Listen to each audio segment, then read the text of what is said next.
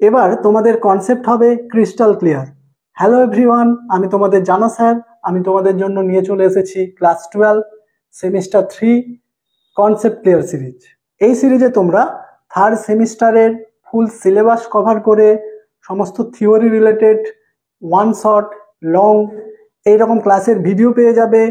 সঙ্গে থাকছে রায় ও মার্টিন থেকে চ্যাপ্টার ওয়াইজ ইম্পর্টেন্ট যে সমস্ত প্রশ্নগুলো রয়েছে আর ব্যাখ্যা সহ উত্তরের ক্লাস। আর তোমরা পাচ্ছ থার্ড সেমিস্টার শুরুর 1 মাস আগে থেকে বিভিন্ন চ্যাপ্টারের উপর রিভিশন ক্লাস। আশা করি এই সিরিজটা থার্ড সেমিস্টারে তোমাদের কেমিস্ট্রিতে প্রিপারেশন নিতে অনেক হেল্প করবে। চলো আর কথা না বাড়িয়ে আমরা এই ইউনিটটা শুরু করব। ইউনিট 1-এ আমাদের আলোচনার বিষয় পদার্থের তরল অবস্থা। দেখো, এখানে পদার্থের তরল অবস্থা বলতে পদার্থ যখন দ্রবণ রূপে থাকছে সেই দ্রবণ নিয়ে কিন্তু আমরা এই ইউনিট 1-এ ডিটেলসে আলোচনা করব। দেখো, তোমরা ক্লাস 9-এ একটু পড়েছো যে দ্রবণকে আমরা তার দ্রাবকণার ব্যাসার্ধের ভিত্তিতে দ্রবণকে আমরা 3টে ভাগে ভাগ করতে পারি। যে প্রকৃত দ্রবণ, কোলোয়েড দ্রবণ আর কি প্রলম্বন বা সাসপেনশন। তো আমরা এই ইউনিট 1-কে দুটো পার্টে ভাগ করতে পারি। একটা হলো 1.1-এ আমরা প্রকৃত দ্রবণ নিয়ে ডিটেলস আলোচনা করব, আর 1.2-তে আমরা কোলোয়েড নিয়ে ডিটেলসে আলোচনা করব। এবার কোলোয়েড আলোচনা করার প্রাসঙ্গিকভাবে প্রলম্বনটাও আমাদের আলোচনা করতে হবে। চলো তাহলে আমরা প্রথমে দ্রবণ নিয়ে আলোচনা করব। দ্রবণ বললেই সেটা কিন্তু প্রকৃত দ্রবণকেই বোঝাবে। যখন শুধু দ্রবণের কথা বলছে তখন ভাববে সেটা প্রকৃত দ্রবণের কথাই বলছে। তাহলে দ্রবণ কাকে বলে না, 2 বা ততোধিক কঠিন তরল বা গ্যাসীয় পদার্থের সমসত্ব মিশ্রণকে আমরা প্রকৃত দ্রবণ বা দ্রবণ বলবো। তাহলে ব্যাপারটা বুঝতে পারছো যে যখন 2 বা ততোধিক পদার্থ সমসত্বভাবে মিশে থাকবে, মানে একটা দ্রবণের প্রত্যেকটা অংশে তার দ্রাবক আর দ্রাবক কণার যে ঘনত্ব সেটা যদি সমান থাকে তখনই আমি বলবো কি সমসত্ব মিশ্রণ। তাহলে আমরা জানি যে দ্রাবক এবং দ্রাব এই দু ধরনের পদার্থ মিশেই দ্রবণ তৈরি হয়। অর্থাৎ দ্রবণের দুটো অংশ, একটা দ্রাবক অংশ একটা দ্রাব অংশ। দ্রাবক কাকে বলবো না, যে পদার্থটা দ্রবণের মধ্যে বেশি থাকবে। 2 বা ততোধিক পদার্থ যখন মিশে একটা দ্রবণ তৈরি করবে, সেই ততোধিক 2 বা তার বেশি পদার্থের মধ্যে যেই পদার্থটা বেশি পরিমাণে থাকবে সেটাকে আমরা কি বলবো, দ্রাবক। বা অন্য পদার্থগুলো যার মধ্যে মিশে থাকবে সেই পদার্থটাকে আমরা কি বলবো, দ্রাবক। আর যে পদার্থগুলো মিশে থাকবে বা যে পদার্থগুলো তুলনামূলকভাবে কম পরিমাণে থাকবে তাদেরকে আমরা কি বলবো, দ্রাবক। এটা তোমরা বেসিক বিষয়, তোমরা নিশ্চয়ই জানো, ব্যাপারটা বুঝতে পারছো।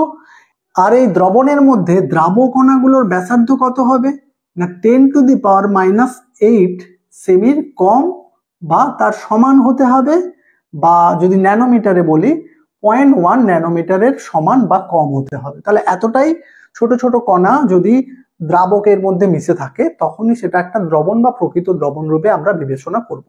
চলো এবার আমরা দ্রবণের প্রকারভেদগুলো দেখে নেব। দেখো, দ্রবণে দ্রাব এবং দ্রাবকের ভৌত অবস্থার উপর ডিপেন্ড করে দ্রবণকে আমরা এই 7 প্রকারে আমরা ভাগ করতে পারি। যদি দ্রাবক গ্যাসীয় অবস্থায় থাকে, দ্রাবক যদি গ্যাস হয় মানে গ্যাসীয় অবস্থায় থাকে, তাহলে দ্রবণের ভৌত অবস্থাও গ্যাসীয় হবে। তখন সেই দ্রবণের প্রকারটাকে আমরা কি বলবো, গ্যাসীয় দ্রবণ। গ্যাসীয় দ্রবণের একটা উদাহরণ মনে করো আমরা বায়ুর মধ্যে জলীয় বাষ্প অবশ্য থাকে, সেই যদি জলীয় বাষ্প হীন হয়ে যায় তাহলে আমরা উদাহরণ হিসেবে বলতে জলীয় বাষ্পহীন বায়ু।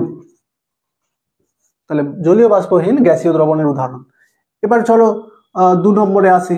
ধরো বলা হচ্ছে গ্যাসীয় এবং যদি দ্রাবক তরল হয় তাহলে দ্রবণের ভৌত অবস্থাও আমরা তরল বলবো, কারণ দ্রবণের ভৌত অবস্থাটা কিন্তু এই দ্রাবকের ভৌত অবস্থার উপরই ডিপেন্ড করছে। যেহেতু দ্রাবকটা বেশি পরিমাণ থাকে, তাহলে যেহেতু এখানে গ্যাস তরলের মধ্যে তরলটা দ্রাবক, তাহলে দ্রবণের ভৌত অবস্থাটাও কিন্তু তরল হবে।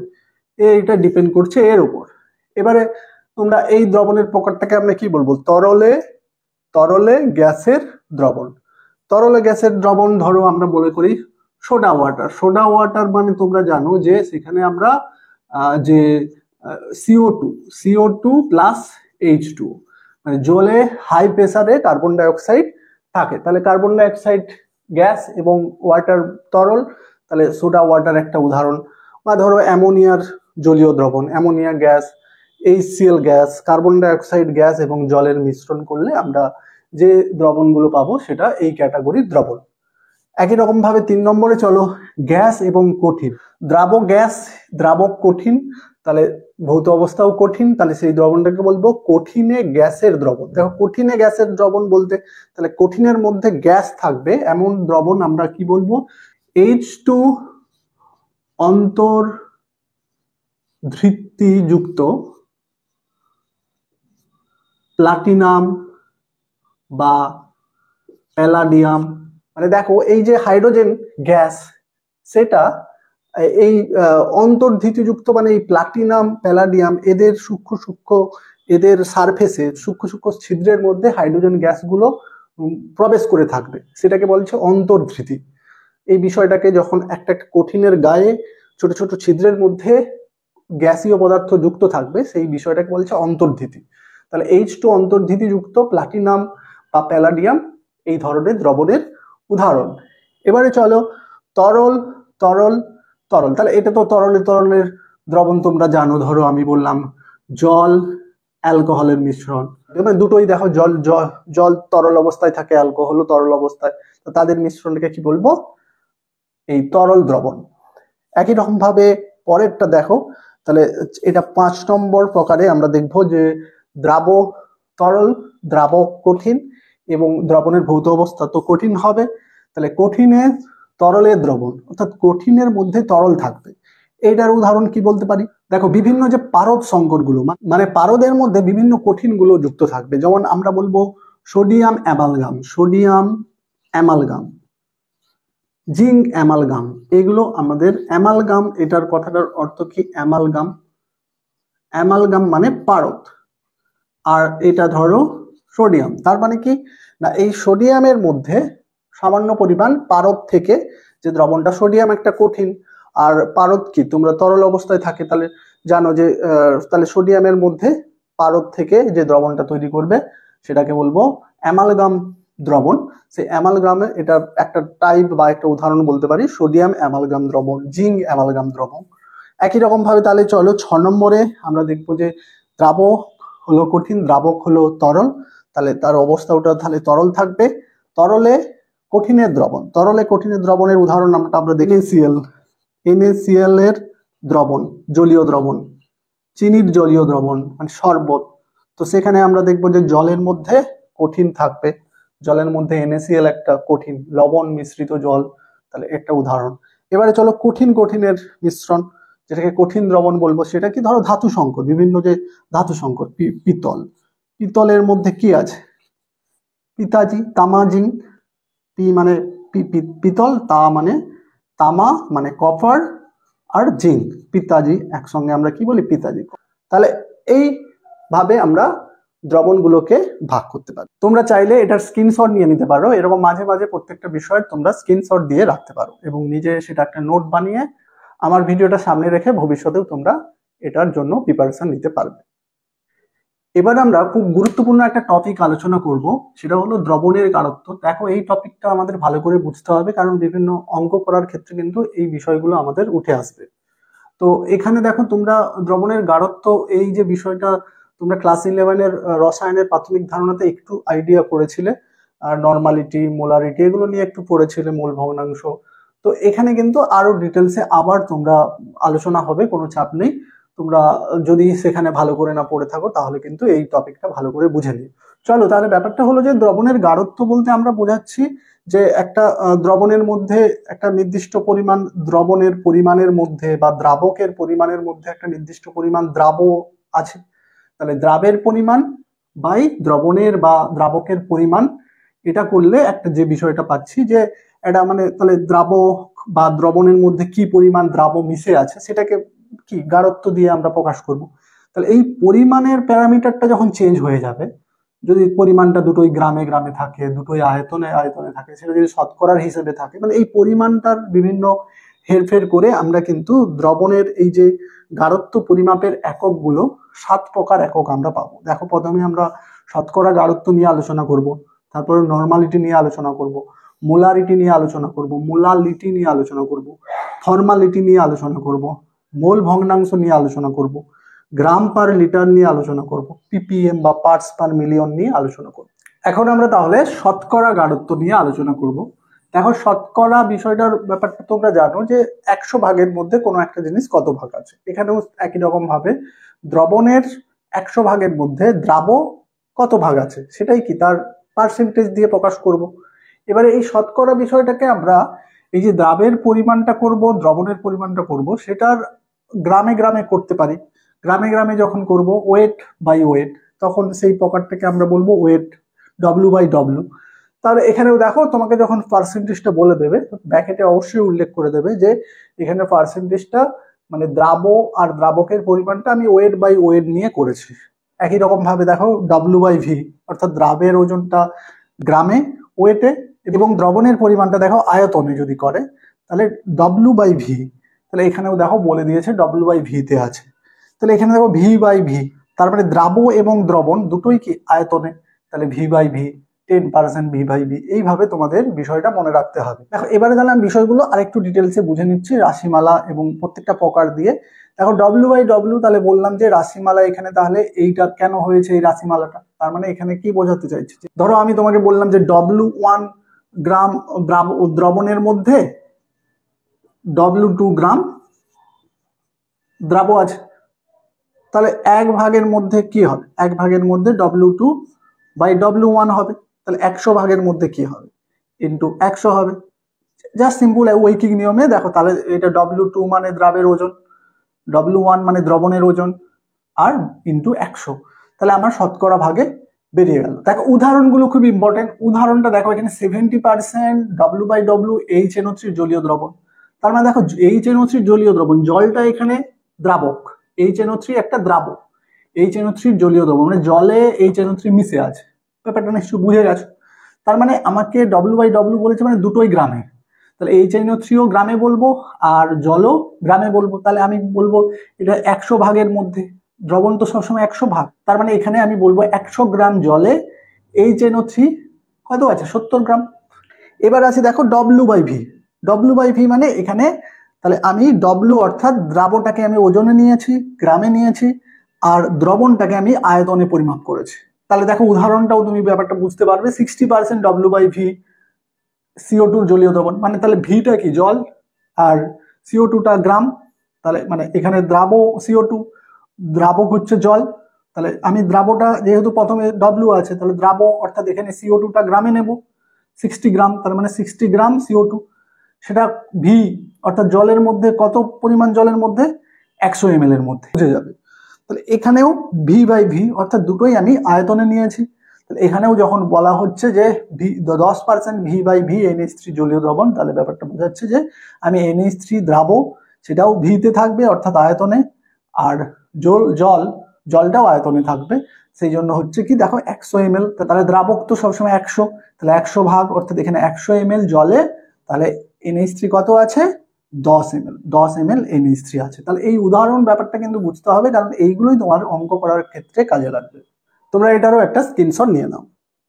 চলো এবার তাহলে 2 নম্বর গাঢ়ত্ব পরিমাপের একক নরমালিটি নিয়ে আমরা আলোচনা করব। এটাও খুব ইম্পর্টেন্ট। এখন নরমালিটি বলতে বোঝাচ্ছে যে কোনো দ্রবণের প্রতি লিটারে কোনো দ্রাবের যত গ্রাম তুল্যাঙ্ক দ্রবীভূত থাকে, মানে 1 লিটারে যত দ্রাবটা, তার দ্রাবের পরিমাণটা আমি কি হিসেবে করছি, গ্রাম তুল্যাঙ্কে। তাহলে কোনো একটা দ্রাবের যত গ্রাম তুল্যাঙ্ক দ্রবীভূত থাকে তাকে ওই দ্রবণের নরমালিটি বলে। তোমরা নিশ্চয়ই অনেকে এই গ্রাম তুল্যাঙ্ক বিষয়টা শুনে একটু ঘাবড়ে যাচ্ছ, কোনো চাপ নেই। এটা তোমরা ক্লাস 11-এ রসায়নের প্রাথমিক ধারণাতে তুল্যাঙ্ক ভার পড়েছিলে, সেই রিলেটেড বিষয়, সেখানে তোমরা এই বিষয়ের ডিটেলস পড়েছো, চাপ নেই। আমি কোনো কিছু ছাড়ছি না, এই ভিডিওতে আমি অবশ্যই তুল্যাঙ্ক ভার বিষয়টা টাচ করে যাব। ধরো আমরা এখানে অ্যাসিডের তুল্যাঙ্ক ভার, লবণের তুল্যাঙ্ক ভার, ক্ষারের তুল্যাঙ্ক ভার, ধাতুর তুল্যাঙ্ক ভার, আয়নের তুল্যাঙ্ক ভার, কোনো মৌলের তুল্যাঙ্ক ভার, সেগুলো আমরা এক এক করে আসছি। দেখো প্রথমে আসি আমরা কোনো মৌলের তুল্যাঙ্ক ভার কি করে পাবো। মৌলের তুল্যাঙ্ক ভার আমরা তার মৌলটার আমরা পারমাণবিক ভর, তার পারমাণবিক ভর।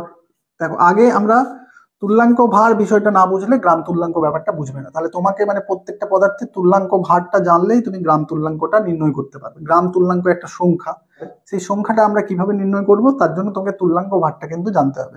সেই জন্য আমি একটা মৌলের তুল্যাঙ্ক ভার ব্যাপারটা কিভাবে করবে আমি সেটা বলে দিচ্ছি। তার পারমাণবিক ভরকে তার যোজ্যতা দিয়ে ভাগ করে দিলেই হয়ে যাবে।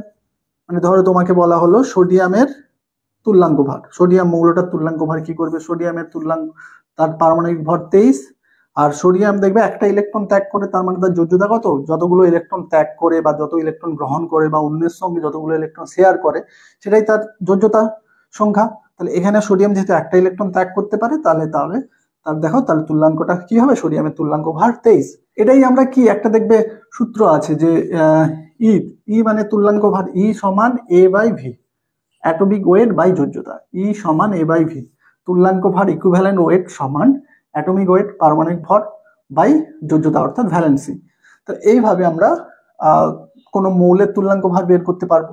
একই রকম ভাবে আয়নের তুল্যাঙ্ক ভার একই রকম, আয়নটার অ্যাটমিক ওয়েট, আয়নটা যদি মূলক হিসেবে থাকে তাহলে আমি এখানে ধরো বলছি মূলকের তুল্যাঙ্ক ভার, মূলকের তুল্যাঙ্ক ভার, মূলক বলতে আমরা একাধিক পরমাণু দিয়ে গঠিত আয়ন, সংকেত ভর বাই চার্জ সংখ্যা, মানে সেটাকেই আমরা অ্যাকচুয়ালি ভি বা যোজ্যতা ধরবো, চার্জ আয়নের চার্জ সংখ্যাটাই তার যোজ্যতা।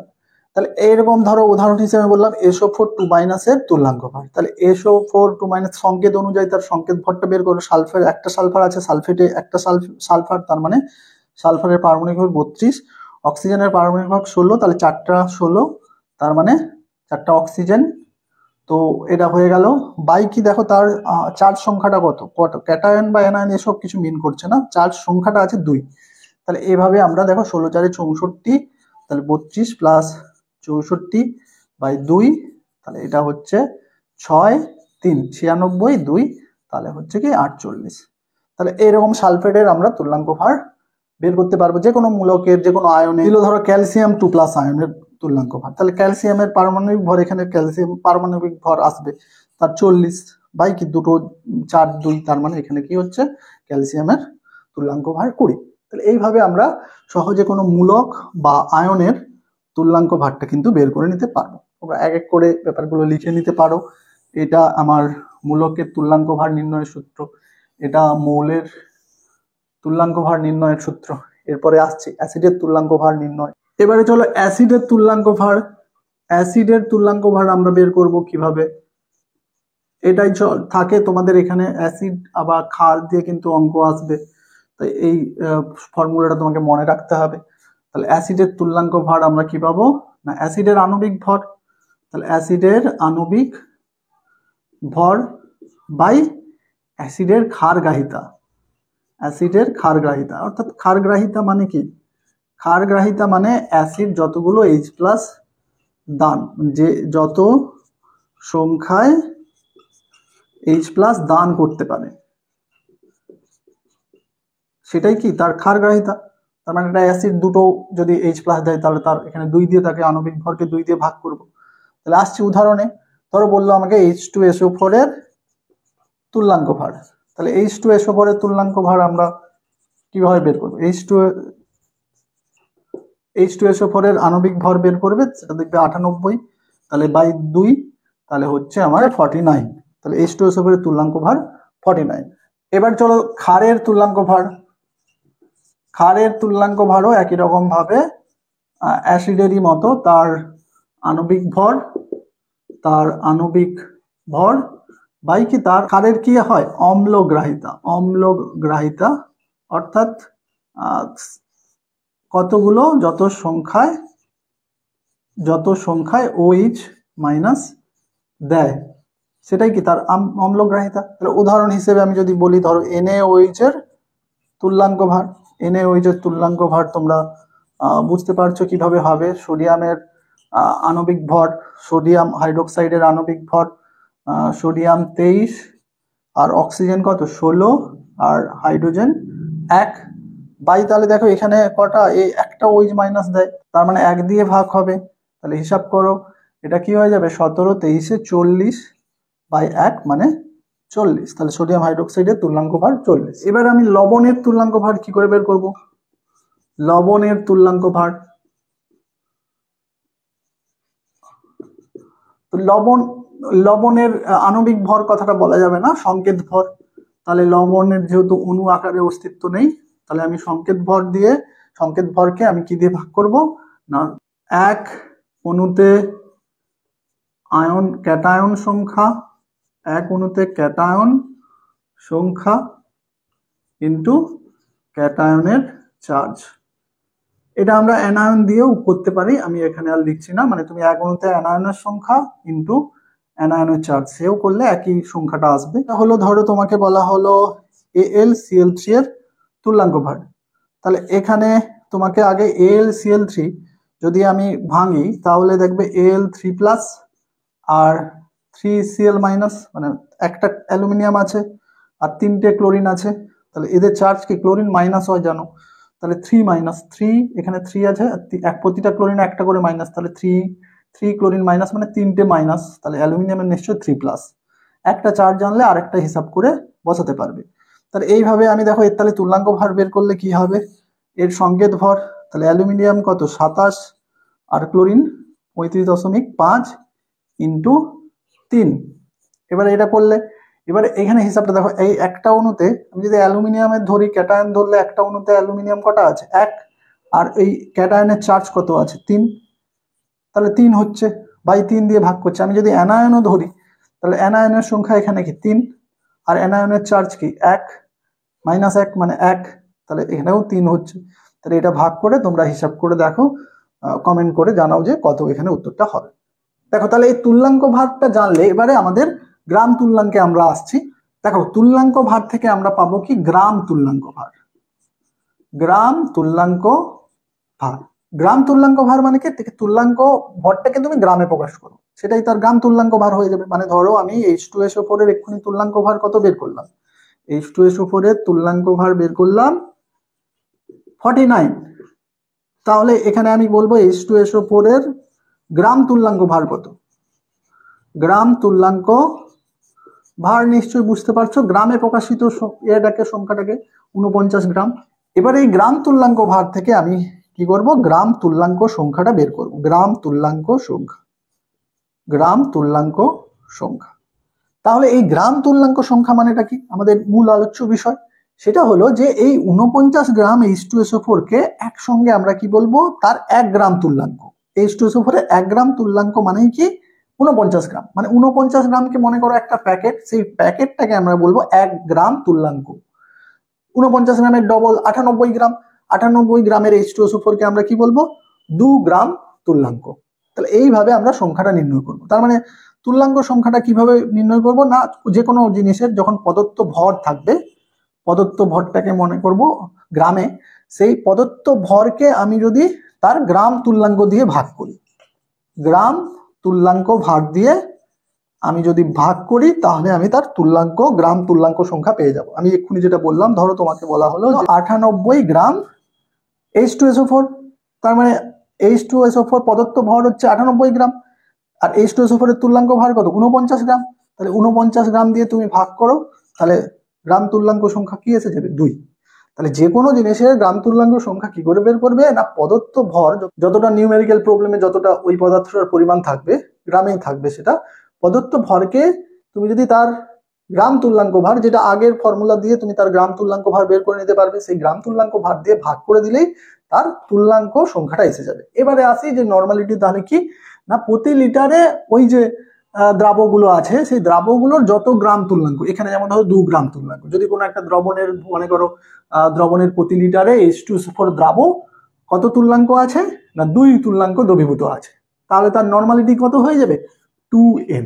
তাহলে এইভাবে আমরা নর্মালিটিকে আমরা n দিয়ে প্রকাশ করি, সেটা আমি যখন 2 তুল্যাঙ্ক সংখ্যা থাকবে তাহলে এর গাঢ়ত্ব কত 2n। তাহলে এইভাবে নর্মালিটিটাকে প্রকাশ করি। নর্মালিটিটাকে আবার ধরো তোমাকে বলা হয় n/10, মানে তার দ্রবণের গাঢ়ত্ব n/10, তার মানে এর কথাটার মানে কি 1/10 n, তার মানে তোমার নর্মালিটি বোঝাচ্ছে 0.1 নর্মালিটি বোঝাচ্ছে। তোমাকে এই নর্মালিটি দ্রবণ মানে বোঝাতে চাইছে কি, তাহলে মানে কত তুল্যাঙ্ক সংখ্যায় আছে 0.1 গ্রাম তুল্যাঙ্ক দ্রাবটা আছে 1 লিটারের মধ্যে।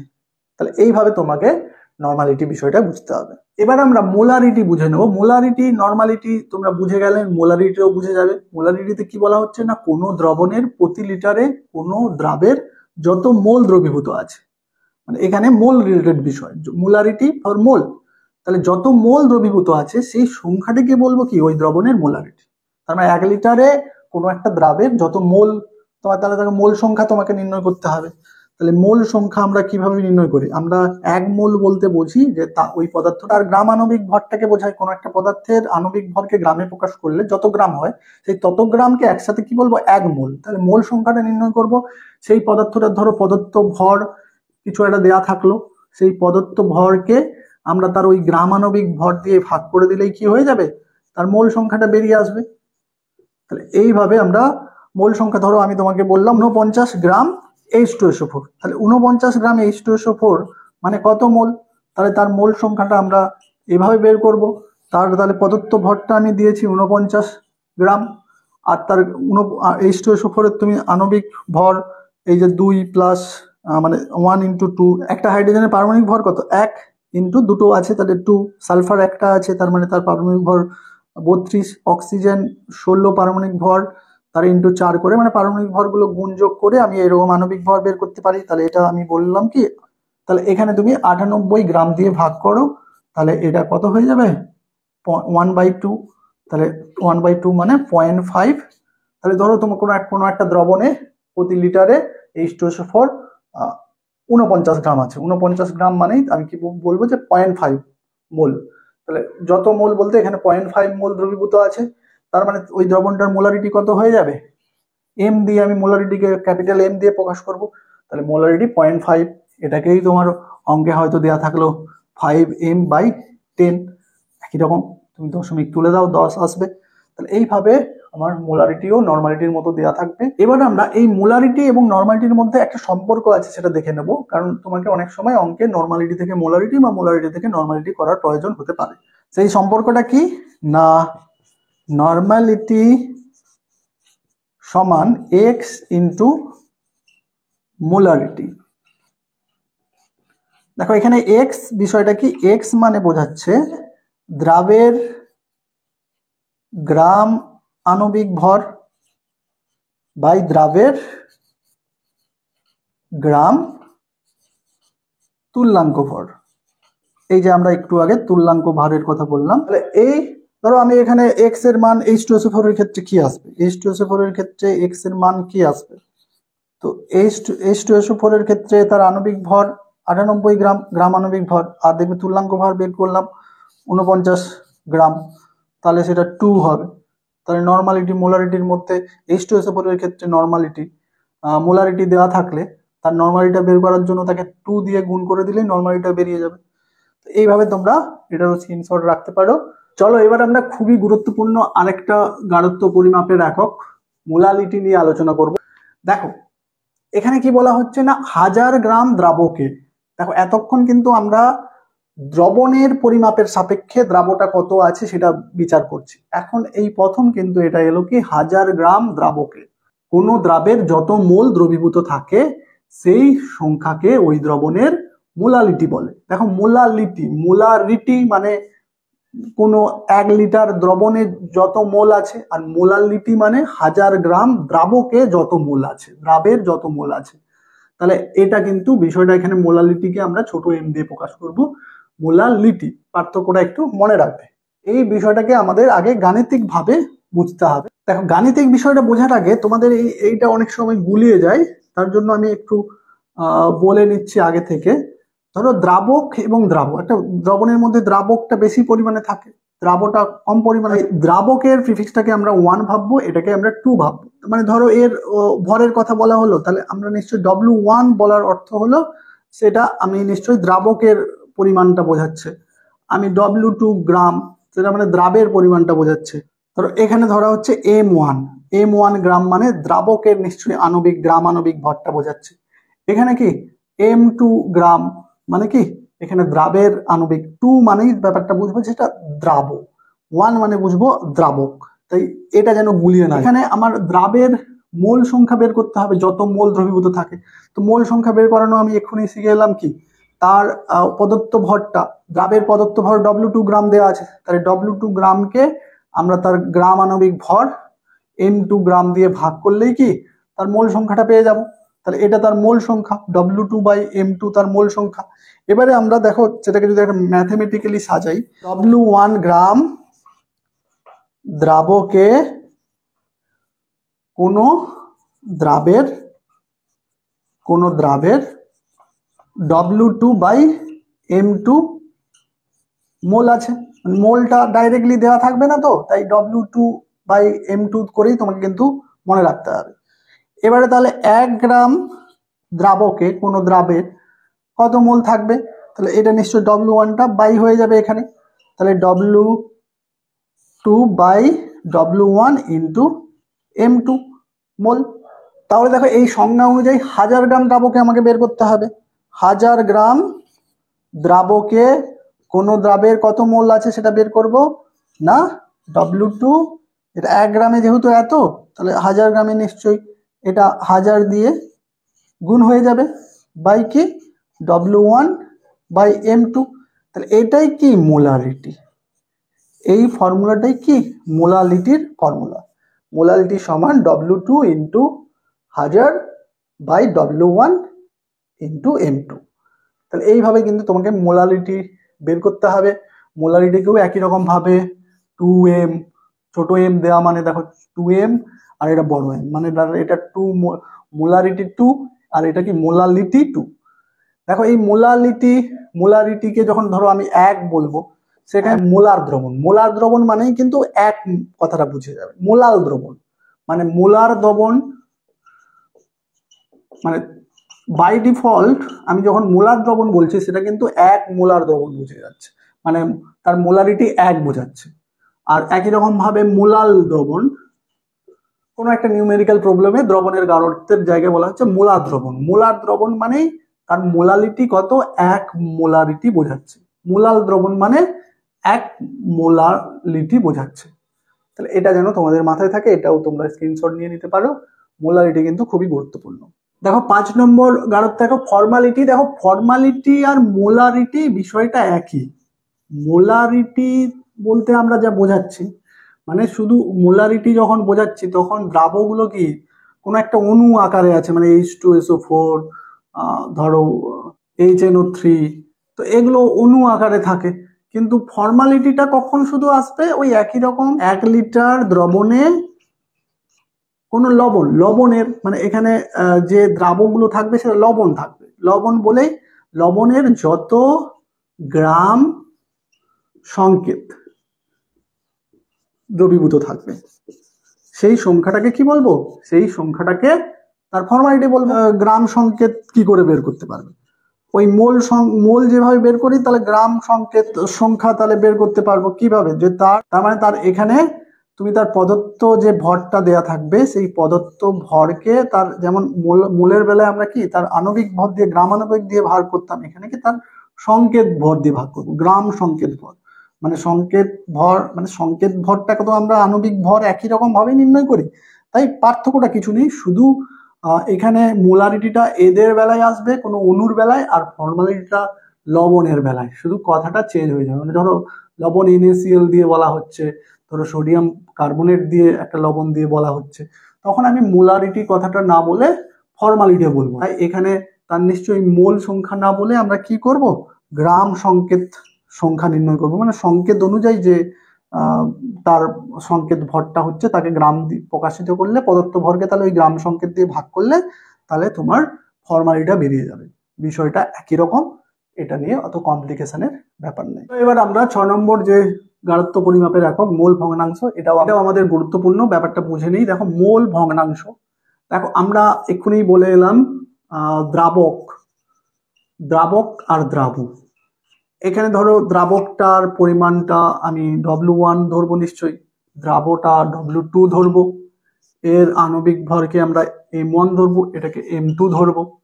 তাহলে এর মোল সংখ্যা তুমি কি করে পাবে, এর মোল সংখ্যাকে আমরা N1, মোল সংখ্যাকে আমরা কিন্তু n দিয়ে ছোট n দিয়ে প্রকাশ করি, তাহলে N1 মানে কিন্তু সেটা দ্রাবক, তাহলে W1/M1।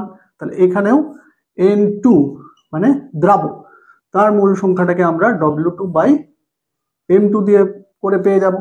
তাহলে তুমি দ্রাবকের মোল সংখ্যা N1 আর দ্রাবের মোল সংখ্যা N2, এইখান থেকে মোল ভগ্নাংশটা উঠে আসবে। মোল ভগ্নাংশ বলতে ধরো অনেকগুলো পদার্থ বিভিন্ন মোল সংখ্যায় যুক্ত আছে একটা দ্রবণের মধ্যে, মনে করো একাধিক পদার্থ, একটা N1 মোল আছে, আর একটা N2 মোল আছে, আর একটা ধরো N3 মোল আছে, মানে অনেকগুলো পদার্থ ধরো মিশে আছে। তাহলে প্রত্যেকটা পদার্থের যে তার একটা মানে টোটাল মোল সংখ্যা ধরো এইটা N, টোটাল মোল সংখ্যা, সে N এর মধ্যে একটা পদার্থ ধরো N1 মোল আছে, N2 মোল আছে, N3 মোল আছে, তাহলে টোটাল মোল এইটা করে পেয়ে যাচ্ছি। এবারে ওই টোটাল মোলের মধ্যে পার্টিকুলার একটা পদার্থ কত ভগ্নাংশে আছে সেটা আমরা কি করে বের করব? এখানে যে পদার্থটা N1 মোলে আছে তার মোল ভগ্নাংশ কত, তার মোল ভগ্নাংশে আমরা প্রকাশ করব কি x1 দিয়ে তাকে বলবো। তাহলে x1 সমান তার মোল সংখ্যা বাই টোটাল মোল সংখ্যা, টোটাল মোল সংখ্যা n। তাহলে এই যে পদার্থটা আছে N2 তার মোল ভগ্নাংশ কত না, তার মোল সংখ্যা বাই টোটাল মোল সংখ্যা। তাহলে একই রকম ভাবে এটাও তার মোল ভগ্নাংশ মানে তার মোল সংখ্যা বাই টোটাল মোল সংখ্যা। এবারে যদি দেখো তুমি এই যে মোল ভগ্নাংশগুলোকে যদি যোগ করো তাহলে কি নিশ্চয়ই সব এক পাবে। তাহলে যেহেতু আমাদের এখানে দ্রাবক আর দ্রাবণ নিয়ে আলোচনা, সেখানে বেশিরভাগ ক্ষেত্রে এইটা উঠে আসবে।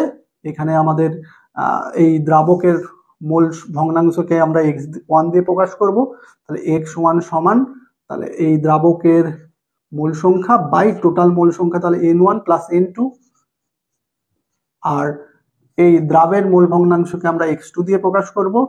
তাহলে তার মোল সংখ্যা, দ্রাবের মোল সংখ্যা বাই টোটাল মোল সংখ্যা। দেখো তাহলে আমরা এখানে x1 প্লাস x2 করে কি পাবো, দেখো যোগ করো, তাহলে এটাও দেখবে এক আসবে।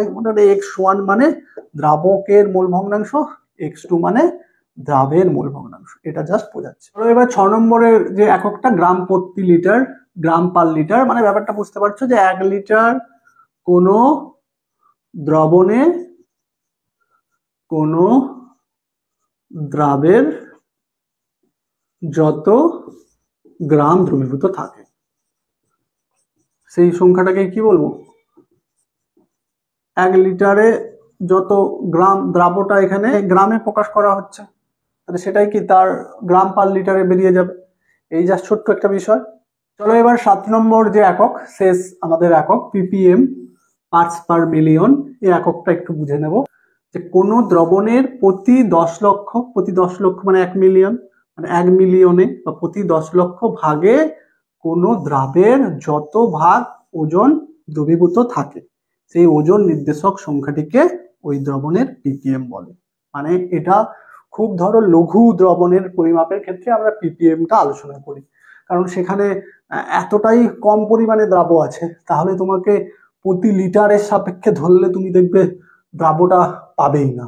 সেই জন্য তুমি 10 লক্ষ ভাগ নাও, মানে একটা দ্রবণের 10 লক্ষ ভাগের মধ্যে, মানে তুমি 1 ভাগের মধ্যে যত পাচ্ছ, মানে তুমি যদি 1 লিটার বলো তাহলে 1 লিটারটাকে তুমি 10 লক্ষ দিয়ে গুণ করে দাও, তাহলেই তুমি 1 লিটারের মধ্যে দ্রাবটা একটা সামান্য পরিমাণে আছে, সেটাকে যে এককেই পরিমাপ করো সেই সংখ্যাটা একটা কমপ্লিকেটেড দশমিক দিয়ে একটা বড় সংখ্যা চলে আসবে। কিন্তু সেই ক্ষেত্রে তুমি যদি ওই 1 লিটারকে 10 লক্ষ দিয়ে গুণ করে দাও তাহলে দেখবে দ্রাবের একটা সংখ্যা আসবে, ছোট সংখ্যা একটা সেটা চলে আসবে। তাই সেই 10 লক্ষ ভাগে কোনো দ্রাবের যত ওজন, সেটা ধরো কত গ্রামে থাকতে পারে সেটা তুমি মিলিগ্রাম দিয়ে বিচার করতে পারো, তাহলে সেই যত ভাগ ওজন থাকবে সেই ওজন নির্দেশক সংখ্যাটিকে ওই দ্রবণের ppm বলবো। এই জাস্ট ছোট্ট একটা বিষয়, এটা জাস্ট জানলেই হবে। চলো এবার আমরা গাঢ়ত্ব পরিমাপের যে এককগুলো জেনে এলাম, সেই এককগুলোর উপর আমরা গাণিতিক সমস্যা সমাধান করব। দেখো প্রথমে যে প্রবলেমটা রয়েছে যে 30% W/W গ্লুকোজের জলীয় দ্রবণের মোলালিটি কত। দেখো মোলালিটি দিয়ে এবং তোমাকে শতকরা পরিমাপ দিয়েছে, সেটা থেকে তোমাকে মোলালিটি করতে হবে।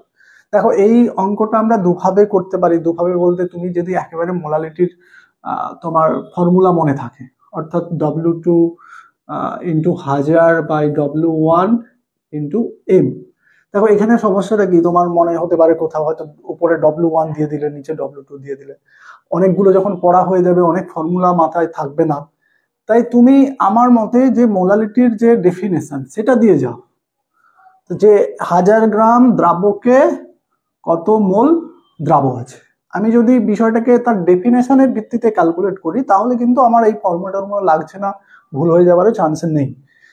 দেখো প্রথমে আমার 30% আছে, তাহলে 30% W/W মানে এই কথাটার মধ্যে তাহলে এখানে কত গ্রাম দ্রবণ আছে, তার মধ্যে দ্রাবক কত আছে, এটা থেকে বুঝে যাবে। 30% মানে আমি কি বলবো যে 100 গ্রাম দ্রবণে, মানে গ্লুকোজের জলীয় দ্রবণে 30 গ্রাম গ্লুকোজ আছে, গ্লুকোজ আছে। তার মানে তোমাকে যে গ্লুকোজের পরিমাণটা 30 গ্রাম আছে সেটা হচ্ছে গ্লুকোজটাই কি দ্রাবক। এবারে দ্রবণ আছে কত, দ্রবণ আছে 100 গ্রাম, তাহলে দ্রাবক মিলিয়ে দ্রবণ হয়, কিন্তু মোলালিটিতে তোমাকে দ্রাবকের পরিমাণ চাই, তাহলে তুমি দ্রাবকের পরিমাণ মানে কত, দ্রাবক এবং দ্রাবক যুক্ত হয়ে দ্রবণ, তাহলে 100 গ্রাম যদি দ্রবণ হয় দ্রাবক নিশ্চয়ই, তাহলে 100 থেকে 30 বিয়োগ করে দিলে তাহলে 70 গ্রাম। দেখো অঙ্ক তোমাকে তো এখানে কষে দেখাতে হচ্ছে না, তুমি রাফে অঙ্কটা করবে, তাই শর্টকাটে যত করে এতটা ভাষার ব্যাপার নেই, ডট ডট করে তোমাকে মোটামুটি তাড়াতাড়ি উত্তরটা বের করতে হবে। এই ব্যাপারটা মাথায় রেখো, এইভাবে অঙ্ক করাগুলো প্র্যাকটিস করো যে একেবারে তোমাকে সুন্দরভাবে ভাষা লিখে ওগুলো তো তোমাকে রাফে করতে হবে।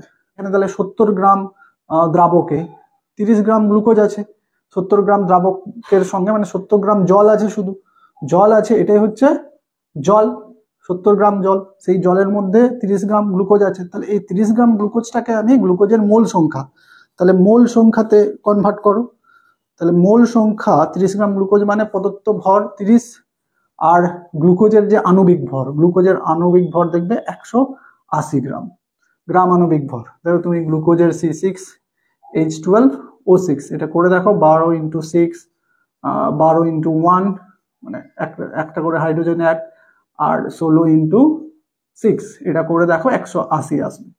তো সেই 180 দিয়ে গুণ করে তাহলে তুমি পেয়ে যাচ্ছ 1/6 তাহলে মোল। এবারে আমি ঐকিক নিয়মের ব্যাপারটাতে ভাববো যে 70 গ্রাম জলে কত মোল গ্লুকোজ আছে, 1/6, তাহলে 1 গ্রাম জলে কত, তাহলে 1/6/70 বা 100 গ্রাম 1000 গ্রাম জলে, তাহলে এটা 1000 দিয়ে গুণ করো, করে কাটাকাটি করো, তাহলে কাটাকাটি করে তুমি 50-কে 21 দিয়ে ভাগ করো, তাহলে 2 এটা নিশ্চয়ই একটা দেখবে আমার অপশানে কি তোমাকে প্রত্যেকটা যে ভাগ করতে হবে না, তুমি হয়তো একটা অপশান 2 পয়েন্ট সামথিংই থাকবে, তো সেটাই 2 পয়েন্টের পরে যে উত্তরটা সেটাই করে দেবে, তোমাকে যে ভাগটা কমপ্লিট করতে হবে তার তো মানে নেই, এখানে এমসিকিউ অপশানগুলো দেওয়া থাকে। এবারে যদি 2 দিয়ে দুটো সংখ্যা থাকে তাহলে সেখানে ধরো তুমি অপশানে 2.23 অপশান আছে, তাহলে তোমাকে এক্স্যাক্টলি তুমি বের করে দেখবে 2.38, তাহলে তার মোলালিটি এই ছোট এম, তাহলে এটা তার মোলারিটি বেরিয়ে গেল। এবারে তুমি যদি একবার এই সূত্র লাগিয়ে করতে তখন ব্যাপারটা মানে তাড়াতাড়ি হয়ে যেত। তুমি এখানে W2 কত বেরিয়ে গেলো, W2 আমার 30 গ্রাম, এখানে দেখলাম তো W2 মানে এইটা হচ্ছে W2, হ্যাঁ W1 কত বেরোলো, এটা হচ্ছে W1, তাহলে তুমি এটা বেরিয়ে গেল, আর 1000, আর এম বলতে 180, অর্থাৎ এর তোমার এটা হচ্ছে M2 অ্যাকচুয়ালি, মানে যে গ্লুকোজ আছে, গ্লুকোজ তো দ্রাবক মানে M2, তার M2 মানে 180, যেটা আমরা এখানে বের করলাম। তাহলে এইভাবে তুমি এটা করেও তাড়াতাড়ি তোমার হয়ে যেতে পারে এটা, কিন্তু যদি তুমি ডেফিনেশন মনে রাখো তাহলে তুমি এইভাবে অঙ্কটা করতে পারো, তাহলে প্রত্যেকটা অঙ্ক এইভাবে অ্যাপ্রোচ করবে, হয়ে যাবে। তাহলে আমি আর অঙ্ক বাড়াচ্ছি না, পরের থিওরিতে যাচ্ছি। এবার আমরা জানবো তরলে গ্যাসীয় পদার্থের দ্রাব্যতা। শুধুমাত্র যে তরলে গ্যাসীয় পদার্থের দ্রাব্যতা সেটা আমরা জানবো না, আমরা দ্রাব্যতাটাকে কমন ভাবে বুঝতে পারবো। এখানে ব্যাপারটা তরলে গ্যাসীয় পদার্থ মানে গ্যাসীয় পদার্থগুলো তরলে যখন দ্রবীভূত হবে তার একটা দ্রাব্যতা আসবে, সেই দ্রাব্যতাটা আমাদের এখানে বিশেষত আলোচনার বিষয়, কিন্তু আমরা দ্রাব্যতাটাকে কমন ভাবে জানবো। দ্রাব্যতা কাকে বলে, তাহলে স্থির উষ্ণতায় নির্দিষ্ট পরিমাণ কোনো দ্রাবকে সর্বাধিক যে পরিমাণ দ্রবীভূত হয়ে সম্পৃক্ত দ্রবণ তৈরি করে। তোমরা জানো যে সম্পৃক্ত দ্রবণ কাকে বলে, না কোনো একটা দ্রাবকে একটা সর্বাধিক পরিমাণ দ্রবীভূত থাকতে পারে, সেই সর্বাধিক পরিমাণ দ্রবীভূত থেকে যে দ্রবণটা তৈরি করে তাকে সম্পৃক্ত দ্রবণ বলে।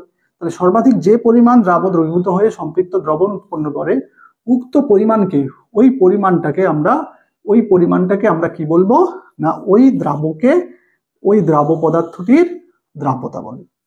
তাহলে ব্যাপারটা বুঝতে পারলে যে স্থির উষ্ণতায় নির্দিষ্ট পরিমাণ কোনো দ্রাবকে সর্বাধিক যে পরিমাণ দ্রাব দ্রবীভূত হয়ে সম্পৃক্ত দ্রবণ উৎপন্ন করে উক্ত পরিমাণকে ওই দ্রাব্য পদার্থটির দ্রাব্যতা বলে। এখানে দ্রাব্য পদার্থটি নিশ্চয়ই গ্যাস আর দ্রাবক নিশ্চয়ই তরল। কোনো তরলে, আমি যদি তরলে গ্যাসীয় পদার্থের দ্রাব্যতা বলি তাহলে স্থির উষ্ণতায় নির্দিষ্ট পরিমাণ কোনো তরলে সর্বাধিক যে পরিমাণ গ্যাসীয় পদার্থ দ্রবীভূত হয়ে সম্পৃক্ত দ্রবণ উৎপন্ন করে সেই পরিমাণকে ওই তরলে ওই গ্যাসীয় পদার্থটির দ্রাব্যতা বলে। চলো এবার তাহলে আমরা তরলে গ্যাসীয় পদার্থের দ্রাব্যতার উপর প্রভাবকারী বিষয়গুলো নিয়ে আলোচনা করব। মানে একটা তরল পদার্থে গ্যাসীয় পদার্থ গুলো কি মাত্রায় দ্রবীভূত হবে, কত বেশি বা কত কম দ্রবীভূত হবে সেটা ডিপেন্ড করে কিন্তু দ্রাবক মানে যে গ্যাসীয় পদার্থটা আছে তারও কি গ্যাসীয় পদার্থ দ্রবীভূত হচ্ছে তার উপরে ডিপেন্ড করছে, কার মধ্যে দ্রবীভূত হচ্ছে তারও উপরে ডিপেন্ড করছে, উষ্ণতার উপরে ডিপেন্ড করছে, আর চাপের উপর ডিপেন্ড করছে। তাহলে প্রথম দ্রাব এবং দ্রাবকের প্রকৃতি বিষয়টা কিভাবে প্রভাব বিস্তার করছে দ্রাব্যতার উপর সেটা জানবো। দেখো ধরো হাইড্রোজেন, অক্সিজেন এই সমস্ত গ্যাস তারা কিন্তু সহজে তরলে হয় না। এরা কি সহজে তরল হয় না কারণ এদের মধ্যে যে হাইড্রোজেন অণুগুলো তাদের মধ্যে পারস্পরিক যে একটা আন্তরাণবিক আকর্ষণ বল সেটা কিন্তু অনেকটা কম। আকর্ষণ বল কম হওয়ার জন্য এরা কিন্তু তরল সহজে হয় না। তাই এই সমস্ত গ্যাসকে যখন আমরা তরলে দ্রবীভূত করার চেষ্টা করব সেখানে দেখবো এদের যে দ্রাব্যতা খুবই সামান্য হবে, অর্থাৎ এরা সহজে মানে এদের দ্রাব্যতা কম। যে সমস্ত গ্যাস সহজে তরল হয় না তাদের দ্রাব্যতা তরল পদার্থের মধ্যে কম। SO2 এদের কিন্তু এরা সহজে তরলে হয়, তরলে সহজে তরলে পরিণত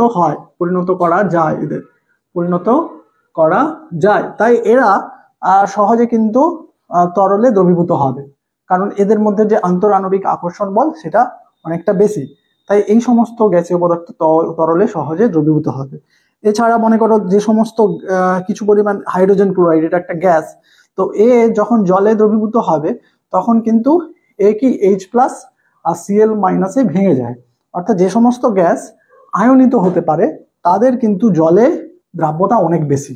যে সমস্ত গ্যাস এরকম আয়নে বিয়োজিত হতে পারে তারা কিন্তু জলে খুব বেশি মাত্রায় দ্রবীভূত থাকতে পারে, অর্থাৎ তাদের দ্রাব্যতা অনেক বেশি। এবারে দ্রাবকের প্রকৃতির উপর ডিপেন্ড করে, ধরো অ্যামোনিয়া জলে যে পরিমাণ দ্রবীভূত হয় জলে দ্রাব্যতা অনেক বেশি, অ্যামোনিয়ার জলে দ্রাব্যতা বেশি অনেক। কিন্তু অ্যামোনিয়া কিন্তু বেনজিন বা ক্লোরোফর্ম এতে এই সমস্ত দ্রাবকে বেনজিনে বা ক্লোরোফর্মে এই সমস্ত দ্রাবকে এদের কিন্তু দ্রাব্যতা কম। এগুলো একটু ফ্যাকচুয়াল ব্যাপার, তোমরা বই দেখে এটা দেখে নিতে পারো যে অ্যামোনিয়া, বেনজিন, ক্লোরোফর্মে তাদের দ্রাব্যতাটা অনেকটা কম। চলো এবার আমরা উষ্ণতার প্রভাব নিয়ে আলোচনা করব। দেখো উষ্ণতার প্রভাব ব্যাপারটা বোঝার জন্য তোমাদের লাসাতেলিয়ার নীতি, যে সাম্যাবস্থায় উপর যে লাসাতেলিয়ার নীতিগুলো ছিল তার উপর ডিপেন্ড করছে। অর্থাৎ তুমি যখন একটা তরলে গ্যাস যোগ করছো তাহলে সেটা একটা দ্রবণ তৈরি করছে। এবারে এই দ্রবণ তৈরি হওয়ার সময় হয় তার উষ্ণতাটা বৃদ্ধি হতে পারে, অর্থাৎ এদিকে উষ্ণতাটা বৃদ্ধি হলো, বা হতে পারে কি উষ্ণতা হ্রাস হতে পারে। মানে দ্রবণটা ধরো তরল গ্যাসে হওয়ার সঙ্গে দ্রবণটা ঠান্ডা হয়ে গেল বা দ্রবণটা গরম হয়ে গেলে ভাববে যে উষ্ণতাটা দ্রবণ হওয়ার ফলে বৃদ্ধি পাচ্ছে, তাহলে অর্থাৎ এটা এক্সোথার্মিক প্রসেস। আবার উষ্ণতা যদি হ্রাস পায় তখন কি বলবো, এটা এন্ডোথার্মিক প্রসেস। তাহলে তার উপর ডিপেন্ড করছে। এটা যদি এক্সোথার্মিক প্রসেস হয় তাহলে উষ্ণতা বৃদ্ধি করলে তাহলে নিশ্চয়ই এটা একটা সাম্যাবস্থা যখন লাভ করবে, এই অবস্থায় যদি তুমি উষ্ণতা বৃদ্ধি করো তাহলে বিক্রিয়াটা কি সম্মুখ দিকে যাবে না বিপরীত দিকে যাবে? তুমি কি জানো লাসাতিলের নীতি অনুযায়ী যে কোনো একটা বিক্রিয়ার সাম্যাবস্থার উপর যেসব প্রভাবকারী বিষয়গুলো, সেটা যদি কোনো একটা প্রভাব বৃদ্ধি করো, সেই বৃদ্ধিটাকে প্রশমিত করতে বিক্রিয়াটা যেদিকে যাওয়ার সেদিকে যাবে। মানে ব্যাপারটা হলো যে তুমি যদি উষ্ণতাটা বৃদ্ধি করো তাহলে উষ্ণতাটা বৃদ্ধিকে প্রশমিত করার মানে কি, উষ্ণতাটাকে হ্রাস করা। তাহলে যে বৃদ্ধিজনিত প্রভাবটাকে প্রশমিত করতে হবে, তাহলে বিক্রিয়াটার উষ্ণতাটাকে হ্রাস করতে হবে। তাহলে এই দিকে গেলে তো উষ্ণতাটা বৃদ্ধি পায়, তাহলে নিশ্চয়ই বিক্রিয়াটা এই দিকে আসবে, কারণ এই দিকে গেলে কি উষ্ণতা হ্রাস পাবে, এদিকে গেলে উষ্ণতা হ্রাস পাবে। মানে সম্মুখমুখীর দিকে গেলে বিক্রিয়াটার উষ্ণতা বৃদ্ধি পাবে, বিপরীতমুখী গেলে কি বিক্রিয়াটার উষ্ণতা হ্রাস পাবে। তাহলে তুমি যদি এই এক্সোথার্মিক প্রক্রিয়ায় যদি উষ্ণতা বৃদ্ধি করো, তাহলে প্রক্রিয়াটা নিশ্চয়ই সম্মুখ দিকে যাবে না, সে তার সাম্যাবস্থা বাঁ দিকে সরে যাবে। তাহলে অর্থাৎ বিপরীতমুখী বিক্রিয়ার হার বৃদ্ধি পাবে। তাহলে বিপরীতমুখী বিক্রিয়ার হার বৃদ্ধি পাওয়া মানে কি দ্রবণ এ থেকে তরল আর গ্যাসীয় পদার্থটা আলাদা হয়ে যাচ্ছে, তার মানে কি দ্রাব্যতাটা কমে যাচ্ছে। মানে তুমি তরলে যে পরিমাণ গ্যাস দ্রবীভূত থেকে দ্রবণটা করেছিল সেটা আলাদা হয়ে যাচ্ছে, উষ্ণতা বাড়ার সঙ্গে সঙ্গে গ্যাসটা তরল থেকে আলাদা হয়ে যাচ্ছে, মানে কি তার দ্রাব্যতাটা কমে যাচ্ছে। তাহলে এক্সোথার্মিক প্রসেসের ক্ষেত্রে দ্রাব্যতা কি হয়ে যাবে, দ্রাব্যতা কমে যাবে, দ্রাব্যতাটা কম হবে। এবার যদি কোনো এন্ডোথার্মিক প্রসেস হয়, তাহলে সেখানে আমরা দেখব যে এটা যখন উষ্ণতার হ্রাস হচ্ছে, এখানে দেখো উষ্ণতা হ্রাস, তখন আমরা কি পাবো যে উষ্ণতা তুমি যখন বৃদ্ধি করছো, উষ্ণতা বৃদ্ধি করার সঙ্গে সঙ্গে তুমি যত টেম্পারেচার বেশি দিচ্ছ, টেম্পারেচার বেশি দেওয়ার সঙ্গে সঙ্গে টেম্পারেচারটা হ্রাস পাবে, যেদিকে বিক্রিয়াটা সেই দিকে যাবে, কারণ টেম্পারেচার বৃদ্ধিটাকে প্রশমিত করার অর্থ হলো সেই বৃদ্ধিটাকে হ্রাস করা, উষ্ণতার হ্রাস করবে কিভাবে না, সম্মুখী দিকে গেলে দেখো উষ্ণতার হ্রাস পাচ্ছে, তার মানে কি বিক্রিয়াটা এদিকে এখানে ডান দিকে সাম্যাবস্থা সরে যাবে। তাহলে ডান দিকে যদি সাম্যাবস্থা সরে যায়, তাহলে এই উষ্ণতা বৃদ্ধিজনিত প্রভাবটা প্রশমিত হবে। এবার ডান দিকে সরে যাওয়ার অর্থ কি, তরলে আরো বেশি পরিমাণ গ্যাস দ্রবীভূত হয়ে দ্রবণ তৈরি করবে, অর্থাৎ এই ক্ষেত্রে দ্রাব্যতাটা বৃদ্ধি পাবে। অর্থাৎ এন্ডোথার্মিক প্রসেসের ক্ষেত্রে দেখো দ্রাব্যতাটা বৃদ্ধি পাচ্ছে। তাহলে সহজে যদি বলি যে উষ্ণতা বৃদ্ধি করলে কোনো এক্সোথার্মিক প্রক্রিয়ার দ্রাব্যতা হ্রাস পায়, এবং উষ্ণতা বৃদ্ধি করলে এন্ডোথার্মিক বা এন্ডোথার্মিক মানে তাপগ্রাহী বিক্রিয়ার দ্রাব্যতা বৃদ্ধি পায়। তাহলে আমরা চাপের প্রভাবটা নিয়ে আলোচনা করব। দেখো চাপের প্রভাবটা আমাদের সিলেবাস অনুযায়ী গুরুত্বপূর্ণ, এটাই আমাদের ডিটেলসে দেওয়া আছে, তাই একটু এটা ভালো করে দেখো। চাপের প্রভাবটা আমরা বুঝবো যে নির্দিষ্ট উষ্ণতায় কোনো তরলে গ্যাসীয় পদার্থের যে দ্রাব্যতাটা, তাহলে গ্যাসীয় পদার্থের দ্রাব্যতা চাপ বাড়ালে বৃদ্ধি পায় এবং চাপ কমালে হ্রাস পায়। অর্থাৎ দ্রাব্যতার সঙ্গে চাপের সমানুপাতিক সম্পর্ক, চাপ বাড়ালে দ্রাব্যতা বৃদ্ধি পাবে, চাপ কমালে দ্রাব্যতা হ্রাস পাবে। তাহলে এই রিলেটেড যে কতটা হ্রাস পাবে বা কতটা বৃদ্ধি পাবে, তো সেটা বলার জন্য আমাদের হেনরি সূত্র পড়তে হবে। বিজ্ঞানী হেনরি তিনি এই দ্রাব্যতার উপর চাপের প্রভাব নিয়ে, চাপ বাড়ালে কতটা দ্রাব্যতা বৃদ্ধি পাবে হ্রাস পাবে, তিনি ম্যাথমেটিক্যালি সেটা এক্সপ্লেন করেছেন। সেটা আমাদের হেনরি সূত্রটা ডিটেলসে জানতে হবে। তাহলে আমরা চাপের প্রভাব সংক্রান্ত হেনরি সূত্রটা আমরা জানবো। এই সূত্রে বলা হচ্ছে যে স্থির উষ্ণতায় কোনো তরল দ্রাবকে কোনো গ্যাসীয় পদার্থের বা কোনো গ্যাসের যে দ্রাব্যতা, সেটা দ্রবণের সাম্যাবস্থার চাপের সমানুপাতিক। অর্থাৎ গ্যাসের যে দ্রাব্যতাটা সেটা চাপের সমানুপাতিক। এটা যদি আমরা গাণিতিক রূপে লিখি, তাহলে দেখবো ধরো সাম্যাবস্থায় তার চাপ রয়েছে পি, এই সাম্যাবস্থার চাপটা মনে করো পি, তো তার সঙ্গে কিটা সমানুপাতিক না দ্রাব্যতাটা। দেখো দ্রাব্যতাটা এখানে প্রকাশ করা হচ্ছে যে গ্যাসীয় পদার্থের মোল ভগ্নাংশ, গ্যাসের মোল ভগ্নাংশ, অর্থাৎ পি যত বেশি হবে ওই গ্যাসের মোল ভগ্নাংশ অর্থাৎ দ্রাব্যতাটা তত বেশি হবে বা বৃদ্ধি পাবে। তাহলে এটাকে আমরা এর সমানুপাতিকটাকে আমরা সমান করার জন্য একটা সমানুপাতিক ধ্রুবক আনবো, যে ধ্রুবকটাকে আমরা বলছি হেনরি ধ্রুবক বা হেনরি সূত্র সংক্রান্ত ধ্রুবক বা হেনরি ধ্রুবক। দেখো এই হেনরি ধ্রুবকটা আমরা কে এইচ সমান তাহলে বের করতে পারি পি বাই এক্স। তাহলে এই হেনরি ধ্রুবকটাকে আমরা তার সেটা কিসের উপর ডিপেন্ড করে, তার একক কি, আপাতত এখন এককটা দেখো। হেনরি কেএইচ এর একক আমরা লিখতে পারি কি, কেএইচ এর একক মানে চাপের একক বাই কি মোল ভগ্নাংশের একক, তো সেটা একক বিহীন, মানে এক্স মানে মোল ভগ্নাংশ, তার তো সেটা একটা সংখ্যা মাত্র। তাহলে চাপের একক আর কেএইচ এর একক এক। তাহলে চাপের একক কি কি হয়, এটিএম বায়ুমণ্ডলীয় চাপ, বা ধরো টর, বার, হ্যাঁ, তাহলে এগুলো আমার চাপের একক। চলো এবার আমরা হেনরি সূত্র সংক্রান্ত লেখচিত্রটা দেখে নেব। তাহলে মনে করো তাহলে গ্যাসের এই দ্রাব্যতা এবং গ্যাসের চাপ, তাহলে পি এবং এক্স এর মধ্যে আমরা তো সমানুপাতিক সম্পর্ক পেলাম, অর্থাৎ পি এর মান বাড়লে এক্স এর মানও বাড়বে, অর্থাৎ সেটা আমরা একটা মূল বিন্দুগামী সরলরেখা পাবো। পি এর মান যদি এবারে প্রেসার জিরো হয়ে যায়, দ্রাব্যতাটাও তাহলে জিরো হবে। তাহলে এটা আমরা এইভাবে লেখচিত্রটা করতে পারবো। এবারে যদি এখানে আমরা একাধিক গ্যাস নিয়ে দেখি তাহলে কিন্তু একটা বিষয় লক্ষ্য করব। তাহলে মনে করো এটা অক্সিজেন গ্যাস, এটা নাইট্রোজেন গ্যাস, এটা হিলিয়াম গ্যাস।